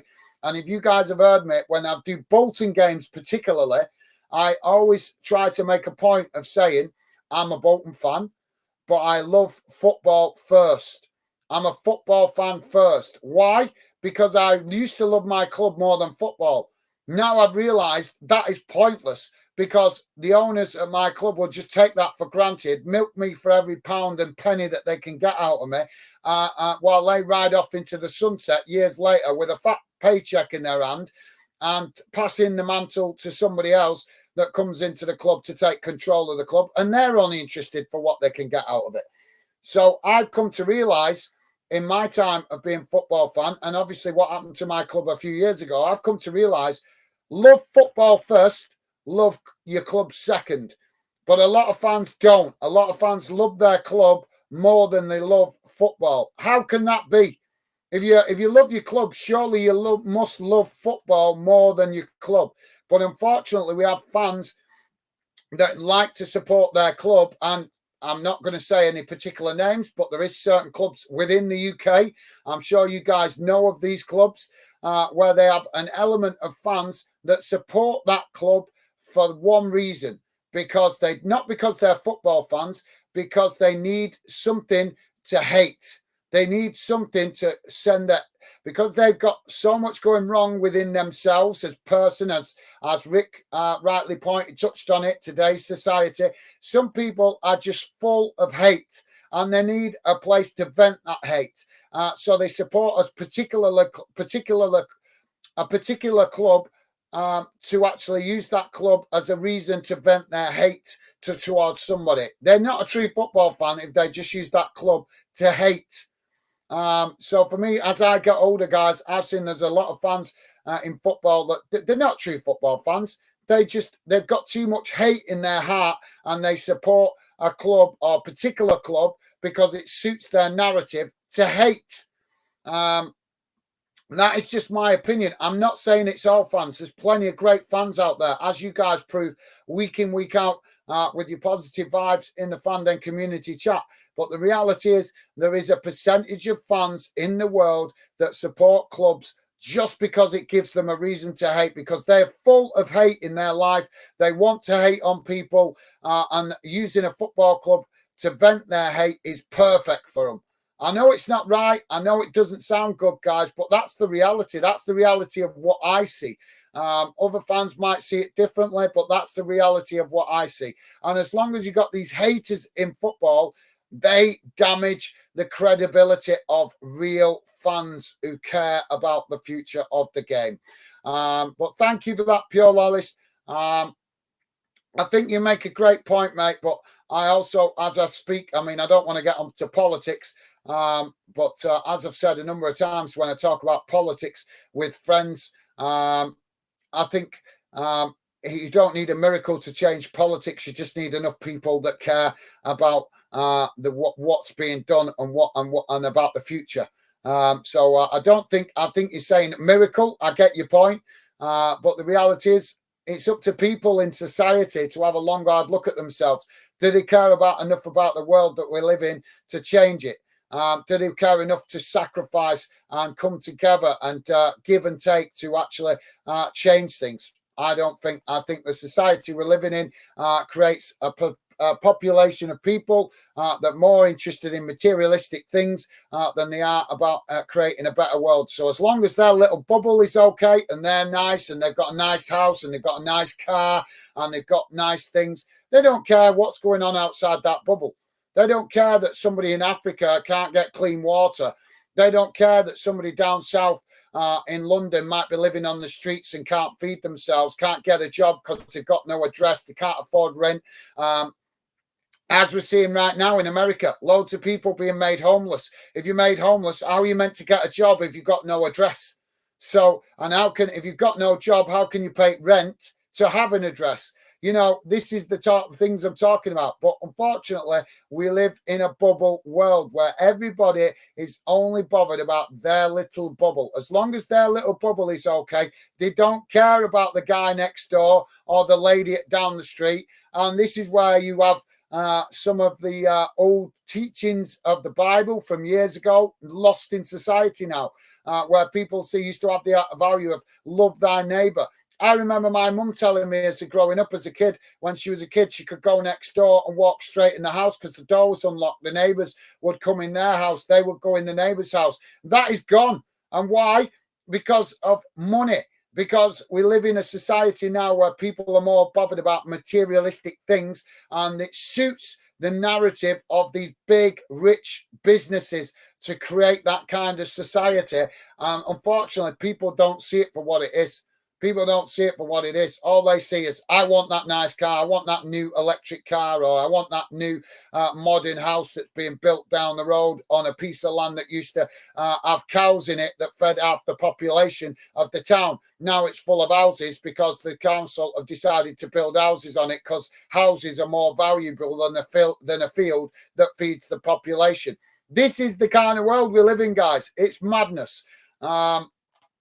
Pure Loyalist is saying fans are too deep into their habits. Well, yeah, no, that's a fair point. Yeah, fair point, that Pure Loyalist. I think it's a bit more than habits, but I think it's also boils down to, like I was just saying about the bubble, it applies to football clubs as long as their club's okay. They don't care about the club down the road. It's the same principle. That's why we're seeing lower league clubs now, non-league clubs struggling to make money because as long as the clubs at the top are okay, they don't care about the clubs at the bottom because it doesn't affect them. But yeah, thank you for that, Pure Loyalist. Good point. Pure Loyalist saying, but come on, people don't like visual debates. But some people don't like visual debates.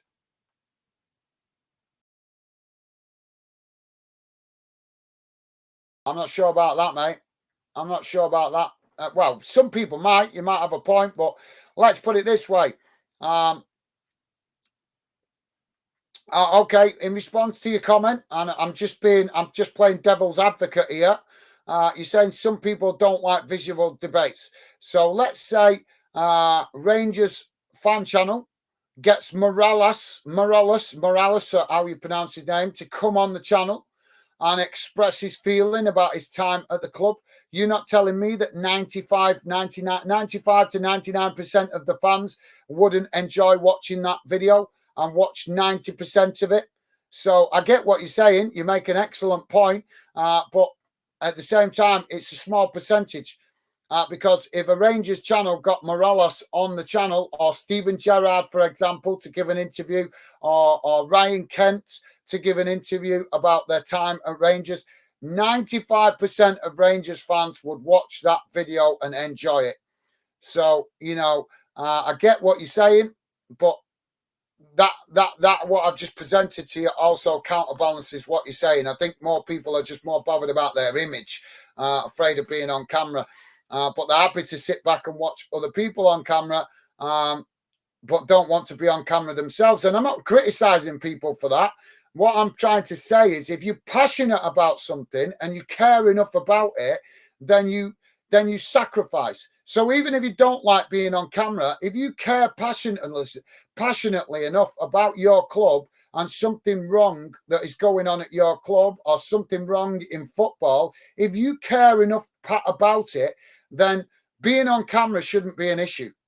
That's the point I'm trying to make. I'm not criticizing people that don't want to be on camera. What I'm criticizing is people that show amazing passion and very expressive, complain about their club, complain about things in football, but they're not prepared to make the sacrifice to show their face on camera to express their opinions. I mean, come on. Some people won't even phone up a radio station because they don't want their voice heard on a national radio station like Talk Sport or something like that.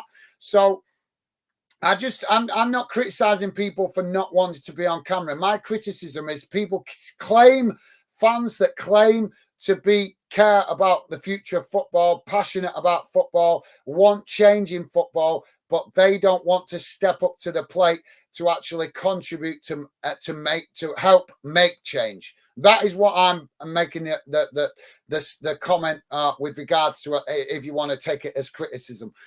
So yeah, but excellent point. Thank you for that, Pure Loyalist. You do make a great point about the visual thing, but as I've just said to you, with the example of Rangers, I think that also counterbalances what you're saying, because I think it's a small percentage, mate. It's a small percentage. It's more about people's personal viewpoints of a phobia more than anything, but about not wanting to be on camera. People too bothered about what people will think. Sod what people think. If you care something about something and you're passionate about it, then step up to the plate. No offense, excuse my language, guys, but who gives a shit what people think that you don't meet every day? If you go on camera and express your passion because you care about something, who cares what somebody else thinks that you don't, that is a million miles away or at the other end of the country, just because they might come in the chat and make a comment that you don't like about something you've said on camera? Tell them to get stuffed. Who cares? Long time dead. Long time dead. Life is too short. PFC is saying, sorry, loyalist, my bad. So, yeah, I read that. PFC is saying, I have to hop off now, mate. Thanks for a good show. It was great to be back, and I will try to get on again soon. Hope you have a good evening. Speak to you all soon. All the best. Well, thank you for that, Dylan. Top man, thank you, mate. Top man. Take care, Dylan. Enjoy the rest of your evening. And hope you have a great rest of the Saturday, mate. Thank you for that. And thank you for the positive vibes, mate. Hope you enjoy the rest of your day, as I say. And thank you for popping in, Dylan. Top man. Dylan also saying, PFC, take care. Sorry, Pure Law is saying, PFC, take care. Catch up soon. Awesome. Thank you. Pure Law is top man. Thank you, mate. Pure Law is saying, Gaz, sorry, I'm back and forth in the chat. No, it's a Rangers channel, mate. Right, okay, no worries. No worries. Pure Law is saying, Dems an Arsenal fan channel. I visit a lot. Okay. That's fair enough. I don't mind that. That's fair enough. Respect to you. Respect to you for that. Although I've got to be honest with you, mate, I don't particularly like people coming promoting other channels, especially when I've seen that Jamie was very active in the chat, and as soon as you came on and mentioned that, it disappeared. So that's why I don't like other people mentioning other channels, because there is evidence of it. Jamie was with us, you mention another channel, and suddenly it disappears. I'm just making a point. I'm not criticizing. I'm not having a go. So please don't take it the wrong way. I'm just expressing an opinion to you guys because people have asked me in the past why I don't like other YouTube channels being mentioned in the chat. There is why. So thank you for that, loyalist. I appreciate you letting me know. Rick is saying boycott games don't get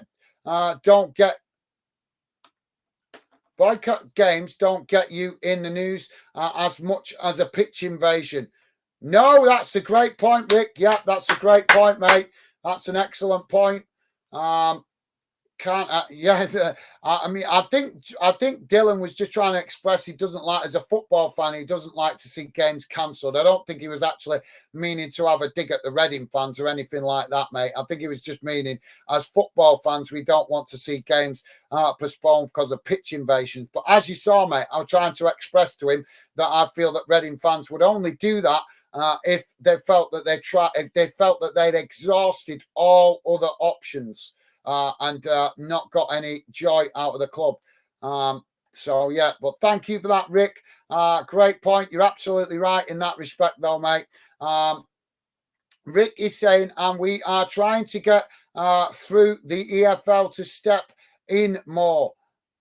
Yeah, well, I absolutely, mate, and you're right to do so. Although the problem is, I don't think the EFL care enough, mate. I don't think they care enough. They only care when the spotlight is shined on them. And obviously, you guys invading the pitch got the spotlight shined on the EFL, so then they have to respond, don't they, mate? You know, and this is the problem with the EFL and the Football League structure. And the same thing up in Scotland with the SPFL. They only respond to stuff when the spotlight is shined on them. You know, they wait until a situation develops and develops and develops till it gets to the point where fans or the club do something that means that the issue gets highlighted in the mainstream media, and then we see suddenly the EFL or the FA or the SPFL suddenly come out reacting to it. Well, that's reactionary. That's not, what's the word I'm looking for? That's not proactionary, that's reactionary, if you get my meaning. So they're not being proactive, they're being reactive.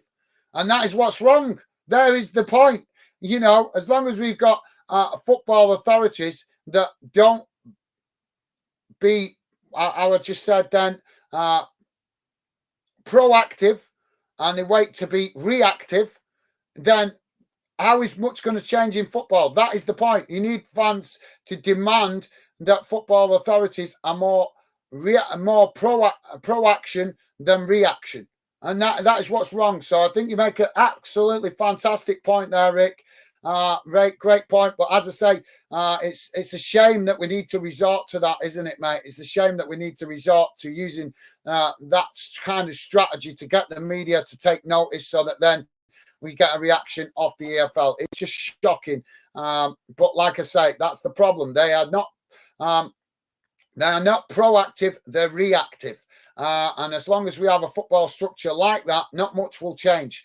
Not much will change. But thank you for that, Rick. Excellent point, mate. And I have no problem at all with the Reading fans invading the pitch. I know that they wouldn't do that unless they felt it was absolutely necessary. So even though the mainstream media might be condemning Reading fans for doing it, and other fans might be condemning Reading fans for doing it, I totally understand why Reading fans did it. They did it feeling totally frustrated that they had no other option. So thank you for that, Rick. Rick also saying, help us to get this owner gone. Then we can have our club back. Absolutely. Well, excellent point, Rick. I totally agree, mate. Totally agree. Well said.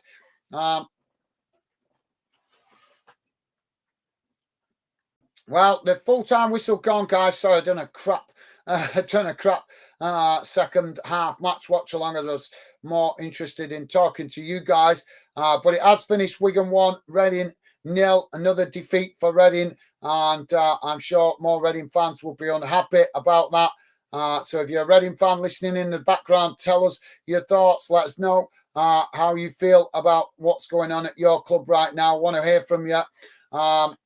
So thank you for that, Rick.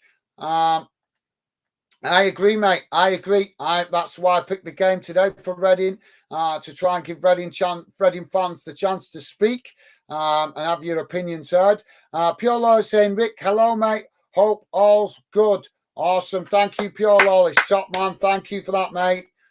And Rick is saying, all good here. Thanks, mate. Hope you are good. Awesome. Thank you, Rick. Top stuff, guys. Loving the positive vibes. Pure Law is saying clubs would collapse without the fans. Absolutely. Yeah. Well said. Pure Law, totally agree with you there, mate. I keep saying it. I do keep trying to express it. You guys make your clubs. Realize your own importance. And realize your own importance. As a fan community, fans need to realize their own importance. And until they do that, nothing will change in football. We will still keep seeing the clubs being dominated and manipulated by the big, rich, powerful businessmen that are coming into football for what they can get out of it. They talk the talk, but they don't walk the walk. That's the reality. And the only way to make change is fans to realise their own importance and start making their voice heard by either coming together or other solutions or other options that can be created within a fan.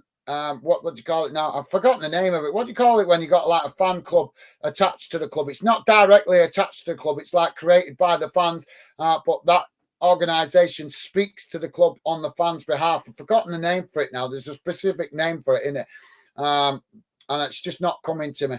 But yeah, excellent point. I totally agree. Well said for that. Pure Law is spot on, mate. Pure Law is also saying, oh, good, Rick. Cheers. Awesome.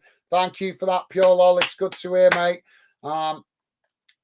Rick is saying, what do you think of Todd Cantwell, loyalist? He was decent at Norwich.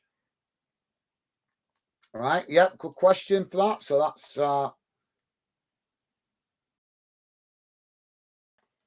question for loyalist. Pure loyalist saying, Gaz, totally understand what you are saying. I've got to admit, at times I feel that way. Wrong, I know.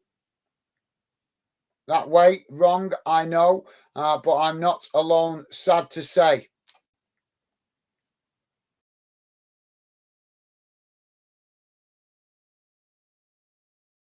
All right. Is that with regards to the comment earlier? Sorry, mate. Is that with regards to your comment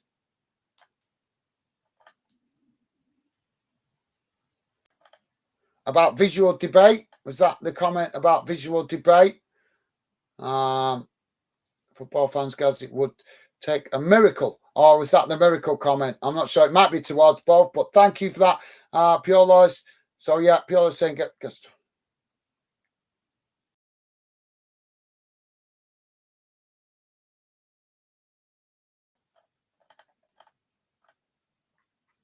So that is our feel. I think that's football, the miracle.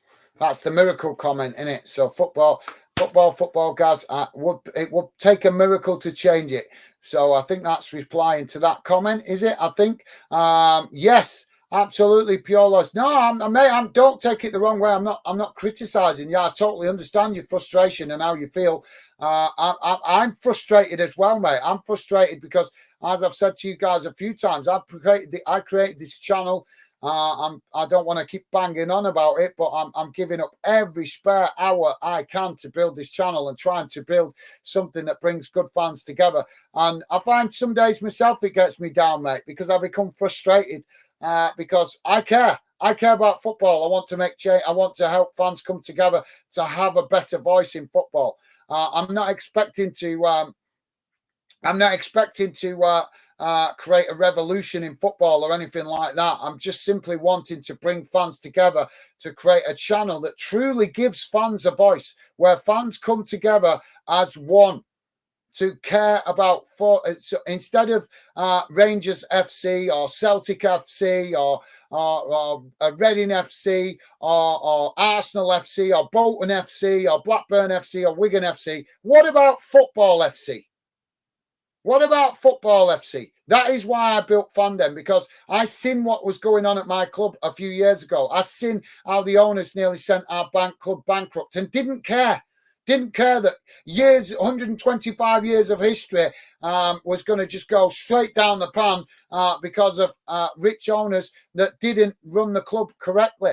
And let's be honest, the Bolton previous owner actually put a lot of his own money into the club and still got it wrong. So for me, this is why I say I think we need to get fans coming together to start demanding that football authorities start involving more people that actually are involved in football. And what I mean is ex-players, ex-managers. These should be the players that are involved in the SPFL. These are the people that should be involved in the EFL board, the EPL board. People that actually know the game, that have lived and breathed it, that have been on the touchline, or people that have been in the stands with the fans. And I don't mean sat in some cushy box eating the prawn sandwiches. I mean actually stood in the stands and have actually felt the vibe of the fans. Players that have played the game and felt the vibe of the club and felt the passion of the community around the club, felt what it means to the town or the city and the community. These are the kind of people we need involved at the top level of football, and we are not seeing it. We are not seeing it. All we're seeing is a load of suits that are only caring about this, the money. It's a disgrace. It's an absolute disgrace. But no, as I say, pure lollish. Great point, mate. Don't take it the wrong way. I'm just expressing the point. And as I say, you are right. It does. You're absolutely right. I'm not criticizing you for saying that. It does. I totally get where you're coming from with it seems impossible. But people said that when Columbus crossed the ocean, it's impossible, and he achieved it. People said that when we're supposed to have gone to the moon, and it was achieved. People said that it was impossible when they made the wheel. And they created the wheel, and look what that's done for the world. So I'm not one of these people that I try to, it's nothing personal, mate. I totally understand. And I have days where I feel like that. So I totally agree with you. But I try not to think like that. I try not to think that it's impossible. I always try and make myself believe that what looks impossible can be possible. If enough people care about it, then what seems impossible can be made possible. So, and I'm just using the moon landing and crossing the ocean by Columbus. They're perfect example. People said that back then. You'll never do it. It's impossible. And yet they did it. So the word impossible, without being, I don't mean no offense with this, but to me, as long as people see the word impossible and accept that as impossible, then it is impossible. But if you don't accept impossible, and you believe that it is possible, even when it looks impossible, then you can always potentially turn what looks impossible into possible. So if you get my meaning, I know that might sound a bit confusing, but thank you for that, Pure Lawless. As I say, mate, I totally understand where you're coming from, and I feel like that myself sometimes, but I try not to let that rule me. I try not to let that be my overriding feeling. When I feel like that, I just normally take a day's break and come back refreshed and try and go for it again. Keep trying to believe in what looks impossible. Believe that it is possible. Belief, desire, commitment, determination is a lot more powerful than impossible. So yeah, but thank you for that great point, Pure Lois. Pure Lois saying, Rick, he's done us proud, mate. Think there's better to come from him, though. Okay, thank you for that. That's responding to Rick's comment before. Thank you for that, Pure Lois. Pure Lois saying, Rick Campbell has his ups and downs, as do other players, mate. But yet, I'm happy with him. Fair enough. Thank you for that. Pure Loyalist. Pure Loyalist saying fair point. No worries. Thank you, mate. Top man. Thank you for that. Pure Loyalist saying, I suppose if I had the equipment, I'd possibly do a live. No worries. I'm not, mate. Don't.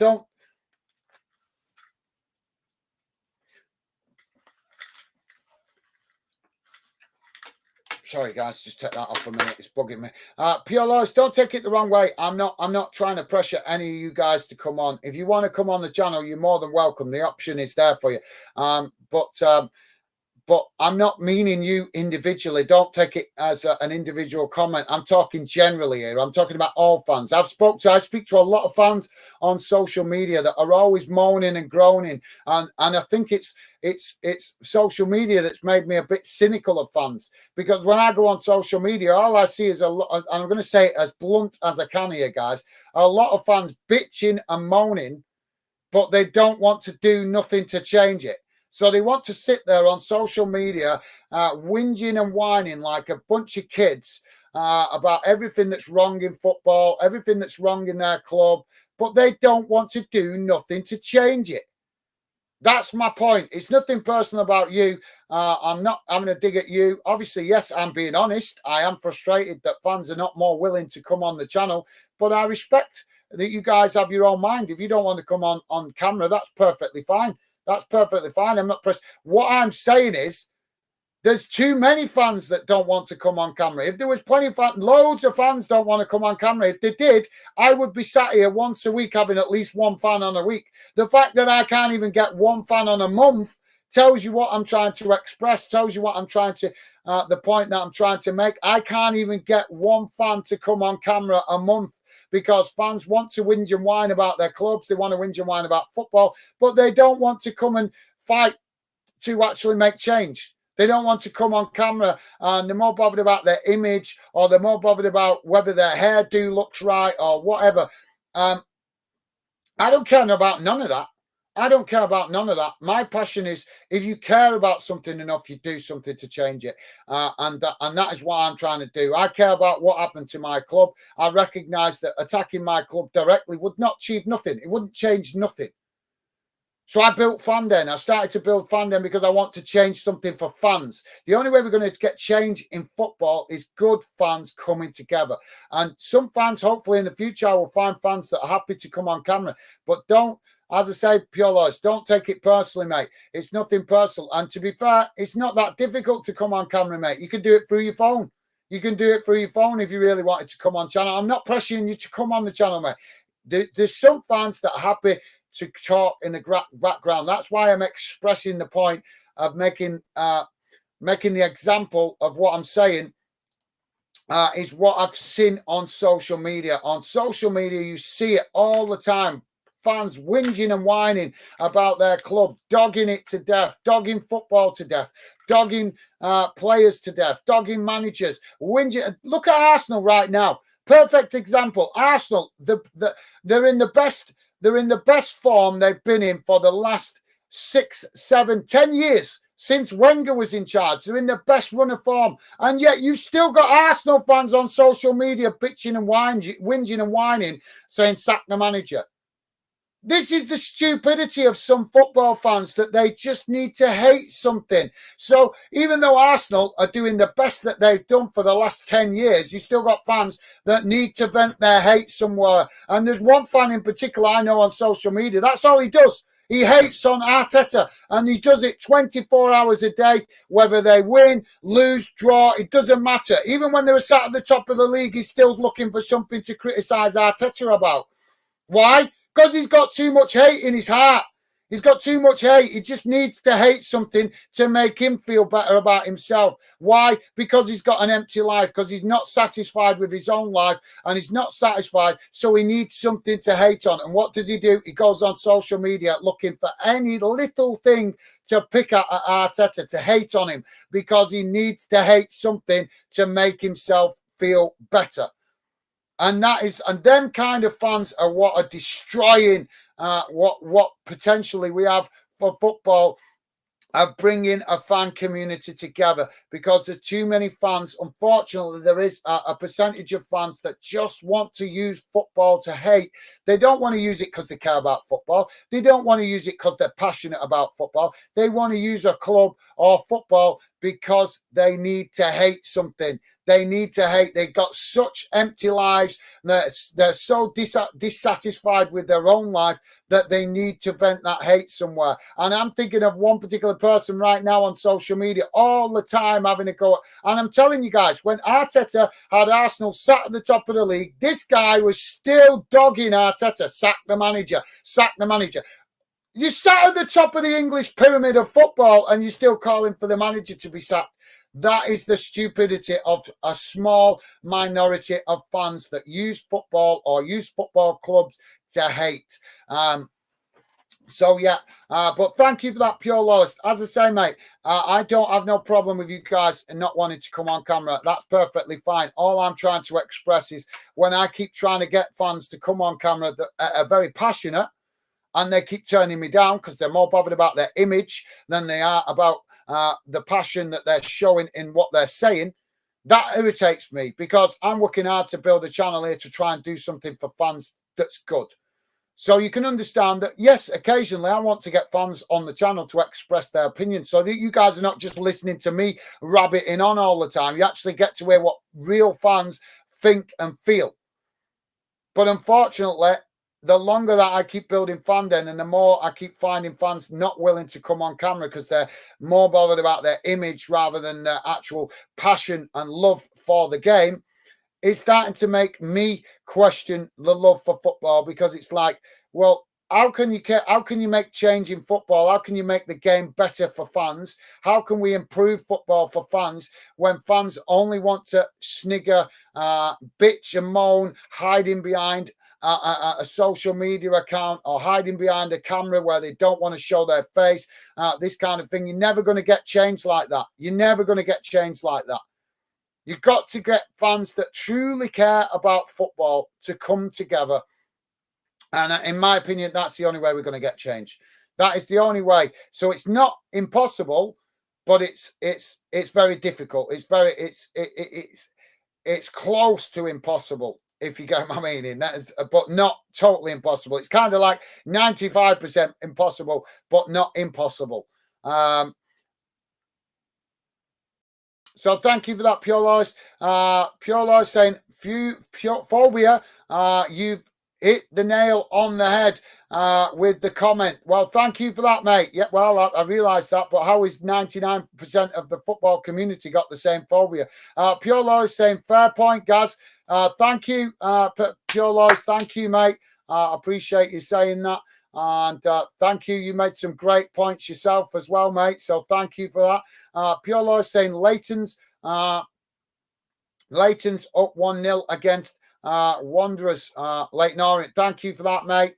Yeah, let's I'll come back to the comments. I'll come to the round the grounds in a minute. Pure Lois saying miracle question. Yes, Gaz. Yeah, thank you, Pure Lois. My bad. Yeah, I had to read back over it, but thank you, Pure Lois. I thought it was that comment. I just had to quickly refresh my memory. Pure Lois saying, Gaz, your passion above and beyond the voice of football. Well, that's very nice of you to say, Pure Lois. Really appreciate that. Very kind of you to say. I just care, mate. I just care, and as I'm honest with you guys, I always try to be honest with you guys. I just want to build fandom to try and help fans come together to create a better voice. I'm not expecting to create fandom to create a revolution or anything like that. I'm expecting to build fandom just to help fans have a better voice in football. So if we create a channel where fans actually come together and express opinions and create a united community, then I can use that to actually start sending letters to the SPFL, the EFL, the EPL to say, look, I've got 100,000 fans here that don't like what you're doing. And you've done this and you've done that. How's about you give an explanation? And they cannot ignore 100,000 fans. That's my point. They can ignore 10 and 20 or even 100 or even 1,000 or even 5,000 or 60,000. But if you start getting into massive numbers of hundreds of thousands of fans that all feel the same passion and all feel the same about a particular issue, that is how you start to get change, because football authorities cannot ignore hundreds of thousands of fans who are not happy with decisions that they're making. Just look at the European Super League idea. As soon as them big businessmen came out with that great idea, let's create a Super League, they didn't expect the outcry from the fans, did they? They didn't expect Chelsea fans to blockade the streets outside the ground so the game had to be called off. Well, it didn't get called off, but you get what I mean. They didn't expect that. Why? Because they're not true football fans. Because they don't understand the mentality of a football fan and what it takes to care about a club. They're businessmen. Their primary interest is this, the money. So they don't have the brain power to work out what will get a fan passionate and riled up. And they saw that day. The day they tried to introduce that European Super League, the same day fans came out in numbers outside their grounds, outside their clubs, protesting, letting the football authorities know, letting these big rich businessmen know, no, you are not doing that. We are the community of that was the power of fans in its best, at its finest. That was the power of fans reacting to something that they cared passionately about. They didn't want to, and it was great to see it.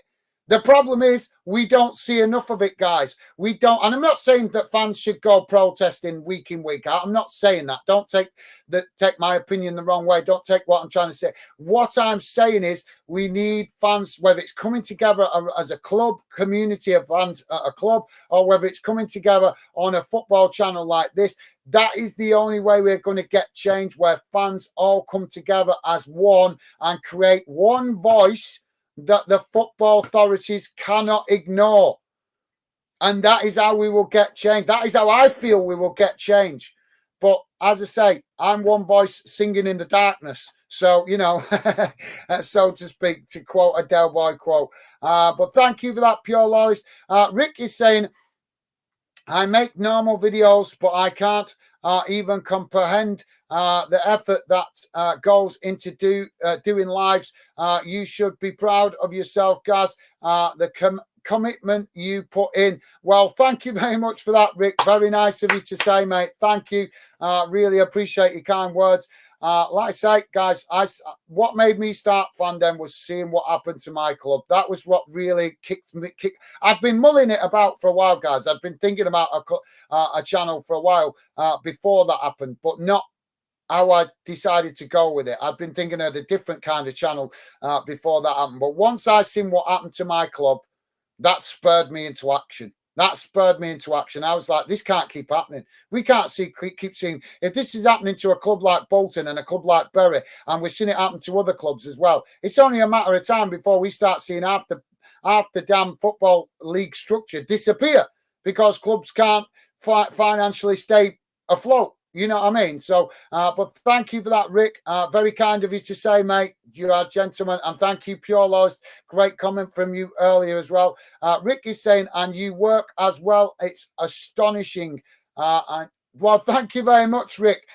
Really appreciate the kind words from you and Pure Lawless.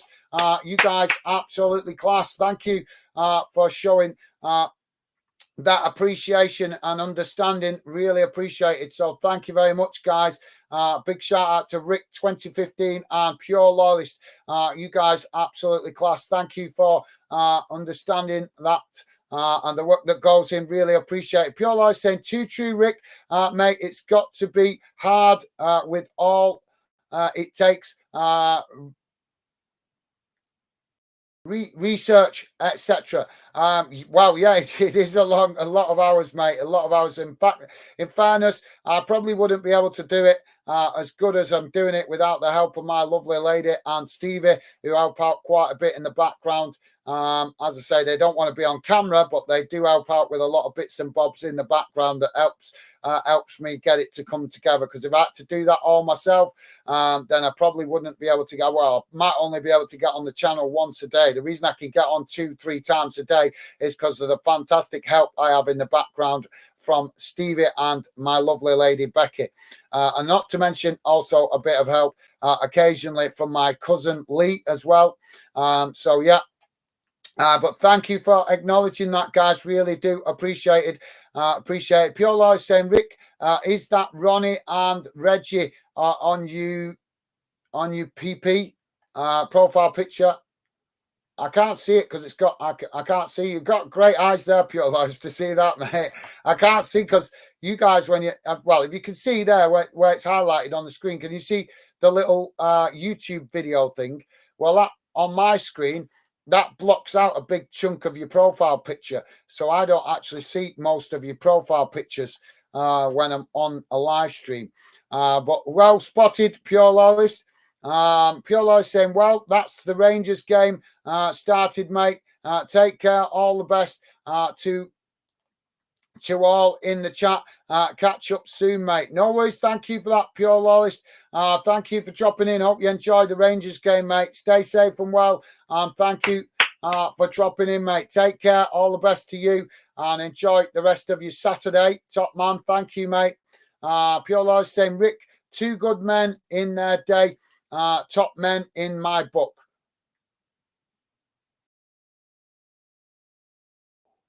Thank you for that, Pure Lawless. Rick, 2 good men in their day. What did I miss a comment there? Ron and Reggie. Right, Ron and Reggie. Thank you for that, Pure Lawless. I've completely lost track there. Rick saying, yeah, I make videos about them. They were a bit strange. Right. All right. Do you actually up videos on your channel then, Rick? Right. I'll have to pop over and have a look when I get a minute, mate. Didn't realize you uploaded content. I've said to you guys before, if you do upload content on your channel, let me know and I will come along and have a look when I get a little bit of free time. So I'll try to come and check out your channel when I get a chance, Rick. You'll have to bear with me. It might not be immediately, but I certainly will pop over and have a look when I get a chance, mate. Pure Loyalist is saying, good man, Rick. Awesome. Thank you, Pure Loyalist. Appreciate the positive vibes. Thank you for that, mate. Rick is saying, take care, Loyalist. Enjoy the match. Awesome. Thank you, Rick. Appreciate the positivity. Top stuff. And thumbs up there from Pure Loyalist. Top stuff, guys. Thank you very much. So, guys, I got a bit offbeat there with showing my passion about talking about fans, but that's what we're here to talk about. We are a fan channel. So let's have a quick look how that game has gone in numbers at the end of that game.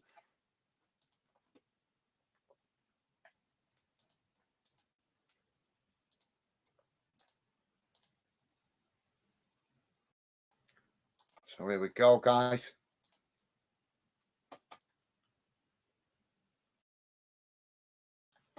So this is how the game has gone in numbers. Total shots, 8 for Wigan, 11 for Reading. Shots on target, 7 for Wigan, 6 for Reading. Possession, 44% for Wigan, 58% for Reading. Passes, 428 for Wigan, 536 for Reading. Pass accuracy, 77% for Wigan, 85% for Reading. Fouls, 10 for Wigan, 17 for Reading. No yellow cards, 2 for Wigan, 1 for Reading. No red cards. Offsides, 2 for Wigan, none for Reading. And corners, 1 for Wigan, 3 for Reading. So let's have a look what that does to the table. As you can see, Wigan push up to 13th place. Reading stay in 21st place. So it doesn't make good reading at the moment for Reading, but at least you guys are still on the fringes of the relegation zone. You're not actually deep in the bottom, like trapped at the bottom. You managed to get yourself in the mix. So hopefully, let's hope something clicks for Reading so you guys can start getting points on the board. Well, that says it all, doesn't it, guys? Look at the teams around Reading. Exeter City just above them. That is not right. That's when you know a club's not being run right. When Reading, a big club, a big, decent sized fan community, being overtaken or being kept below the likes of Port Vale, Shrewsbury, Exeter really doesn't read well, does it, guys? And it's not because of the fans, it's not because of the players, it's clearly because of the owner and the way he's running the club. As I said, I think a big chunk of the criticism needs to go to the EFL because I think Rick nailed it before. How can you have an owner that takes charge of a club when he's been involved in another club that went bankrupt? There you go. That says all we need to know, guys, doesn't it? So, yeah. Rick is saying, I think we are down, to be honest. Keep the faith, Rick. Keep the faith, mate. You're not down yet, hopefully. So you never know. Something could just click through the next few weeks that actually starts to get you guys heading in the right direction. So fingers crossed, mate. Stay positive. I know it's difficult. Believe me, I know. I've been in that position myself a few years back when Michael Bolton just dropped out the Premier League and just kept dropping. We went all the way down to League Two, and it just tears you apart as a football fan seeing that happen to your club. So, yeah. That was torture for me, guys. Torture, absolute torture. Dropped out the Premier League, dropped out the Championship, dropped out of League One and ended up in League Two. It was absolute torture. Who wants to see their club drop down 4 divisions? One after the other as well. Do you know what I mean? So I totally understand your feeling, Rick. Keep the faith, mate. Fingers crossed something clicks in the next few weeks to get the players getting better performances. As I saw in this game, I thought you guys had a few spells in the game where you was competitive. But just not enough ruthlessness shown in front of goal. And maybe some of the players are guilty of going through the motions, not showing enough heart and desire to actually try and compete better as a team. And I think when you've got all these problems going on, Rick, that's the problem. It takes you end up with a team of players that are individuals. Not a team, if you get what I mean. The team's not a team anymore. It becomes a team of individuals not because the players want it that way, because it's difficult to create a team that's united together as one. It's difficult to achieve that when they feel that the fans are unhappy, the club's unhappy, the people around the club are unhappy, and the owners don't appreciate their efforts. So, fingers crossed, mate. Fingers crossed things improve. Rick saying we got Derby Tuesday. Oh, that's a tricky one. Is that a home or away, Rick? I'm presuming that might be a home. So fingers crossed. The Reading fans, hopefully in the next game, will get right behind the team, and hopefully you guys, let's hope that gets a positive response from the players. But I'm sure the Reading fans, after the protest last week, the fans will be eager to get back in the ground and try and get right behind the team. What do you think, Rick? I reckon so. I know you guys protested, not happy. I'm sure there was still some protest, but I'm sure the next game that's at home, the fans will be really wanting to get behind the team and try and encourage them to get a result. Rick saying at home, yeah. Okay, well, fingers crossed, mate. But it's better at home, I think, rather than away from home, because I think if you're away from home, I would fear for you guys definitely we're losing. But I think at home, if the fans can get behind the players, then I think it gives you guys a great chance to potentially get 3 points out of that game. And fingers crossed that happens, Mick. Rick. So, guys, before I wrap it up, I'm going to quickly read out the results around the grounds. So if you guys got any final comments to make, please do drop them in now. So around the grounds, guys, it's finished. Obviously 5-0 to Arsenal in the dinner time kickoff. Brentford v Nottingham Forest just kicking off. Championship, guys, English Championship. Swansea City 1, Southampton 3. Blackburn Rovers 1, Huddersfield Town 1, Bristol City 1, Watford 1, Middlesbrough 1, Rotherham United 1, Norwich City 2, West Brom 0, Plymouth Argyle 3, Cardiff 1, Queen's Park Rangers 2, Millwall 0, Sheffield Wednesday 1, Coventry City 2, Stoke City 1, Birmingham City 2. In the Women's Super League, guys, Arsenal winning 2-1 against Everton ladies earlier on today. Africa Cup of Nations, guys, Algeria drew 2-2 with Burkina Faso. And the game that's just kicked off half an hour ago is Mauritania currently losing 1-0 to Angola. In the Asia Cup, guys, Jordan drew 2-2 with South Korea, and Bahrain won 1-0 against Malaysia. International friendlies, USA taking on Slovenia later on this evening. In English League 1, guys, Bristol Rovers 1, Blackpool 2, Burton Albion 2, Charlton Athletic 0, Cheltenham v Carlisle match postponed, Exeter City 0, Cambridge United 0, Fleetwood Town 0, Portsmouth 1, Leyton Orient 1, Bolton 0, Lincoln City, typical Bolton, absolutely typical. Lincoln City 0, Derby County 0, Peterborough United 2, Shrewsbury Town 1, Wigan Athletic 1, Reading 0. As we know right here, into English League 2. Going to miss out the games that have been postponed, guys. Just read out the ones that have actually gone ahead. Barrow 1, Crewe Alexander 3, Gillingham 1, Forest Green Rovers 1, Milton Keynes Dons 1, Morecambe 2, Newport County 1, Wrexham 0. All the other games postponed in League 2.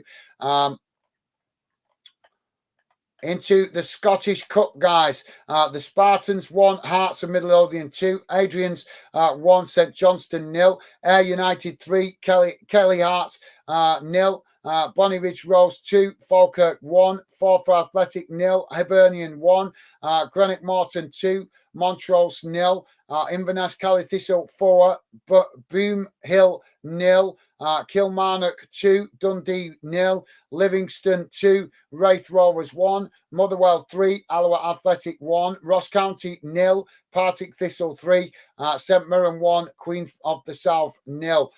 Dumbarton v Rangers just getting underway. And the Scottish Championship, only one game today was Dunfermline by vs Queen's Park, but that game was postponed because of frozen pitch. Same in League 1, Scotland as well. Stirling Albion was supposed to play Hamilton, but that again postponed. In Scottish League 2, though, there was 2 games today. East Fife drawing 2-2 with Peterhead, and Stenhousemuir winning 1-0 against Strandraer. So there you go. Into the Welsh Cup game, just kicking off, guys. This New Saints vs Swansea City U21s. That's a cup final, that, guys. That game just kicking off now. The Northern Irish Premiership, Cliftonville 3, Ballymere United 0, Colorino 0, Carrick Rangers 2, Dungannon Swift 0, Larne 2, Linfield 1, Crusaders 0, and Logan Gall match postponed because of Newry City. Langerdale, the Newry City match postponed because of frozen pitch. So there you go, guys. That brings you bang up to date around the grounds across the UK.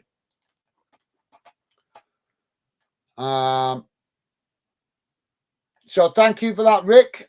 So yeah, guys, that's about it for me for now. I'm going to wrap it up. Thank you to all you guys that have been involved in the chat this afternoon. Really appreciate your comments and really appreciate your support, guys. You guys absolutely class. Thank you for being with us. Hope you guys enjoyed the rest of your Saturday. Final comment goes to Rick saying, "Take care, guys. Thanks for the stream as always." Thank you, Rick, and thank you for your contribution in the Fandom community chat. Always a pleasure to enjoy your company and conversation. So thank you, mate. Disappointed your team didn't get a result today, but try to keep your chin up, mate. Try to keep your chin up. Hopefully, results improve very soon. And as I say, mate, I will try and pop across and have a look at your channel when I get a bit of free time. But thank you, Rick. Appreciated, mate. Take care and enjoy what's left of your Saturday. And that goes for any of you guys also listening in the background. That's it from me now, guys, for the moment. Take care. I'll see you again soon. Bye for now.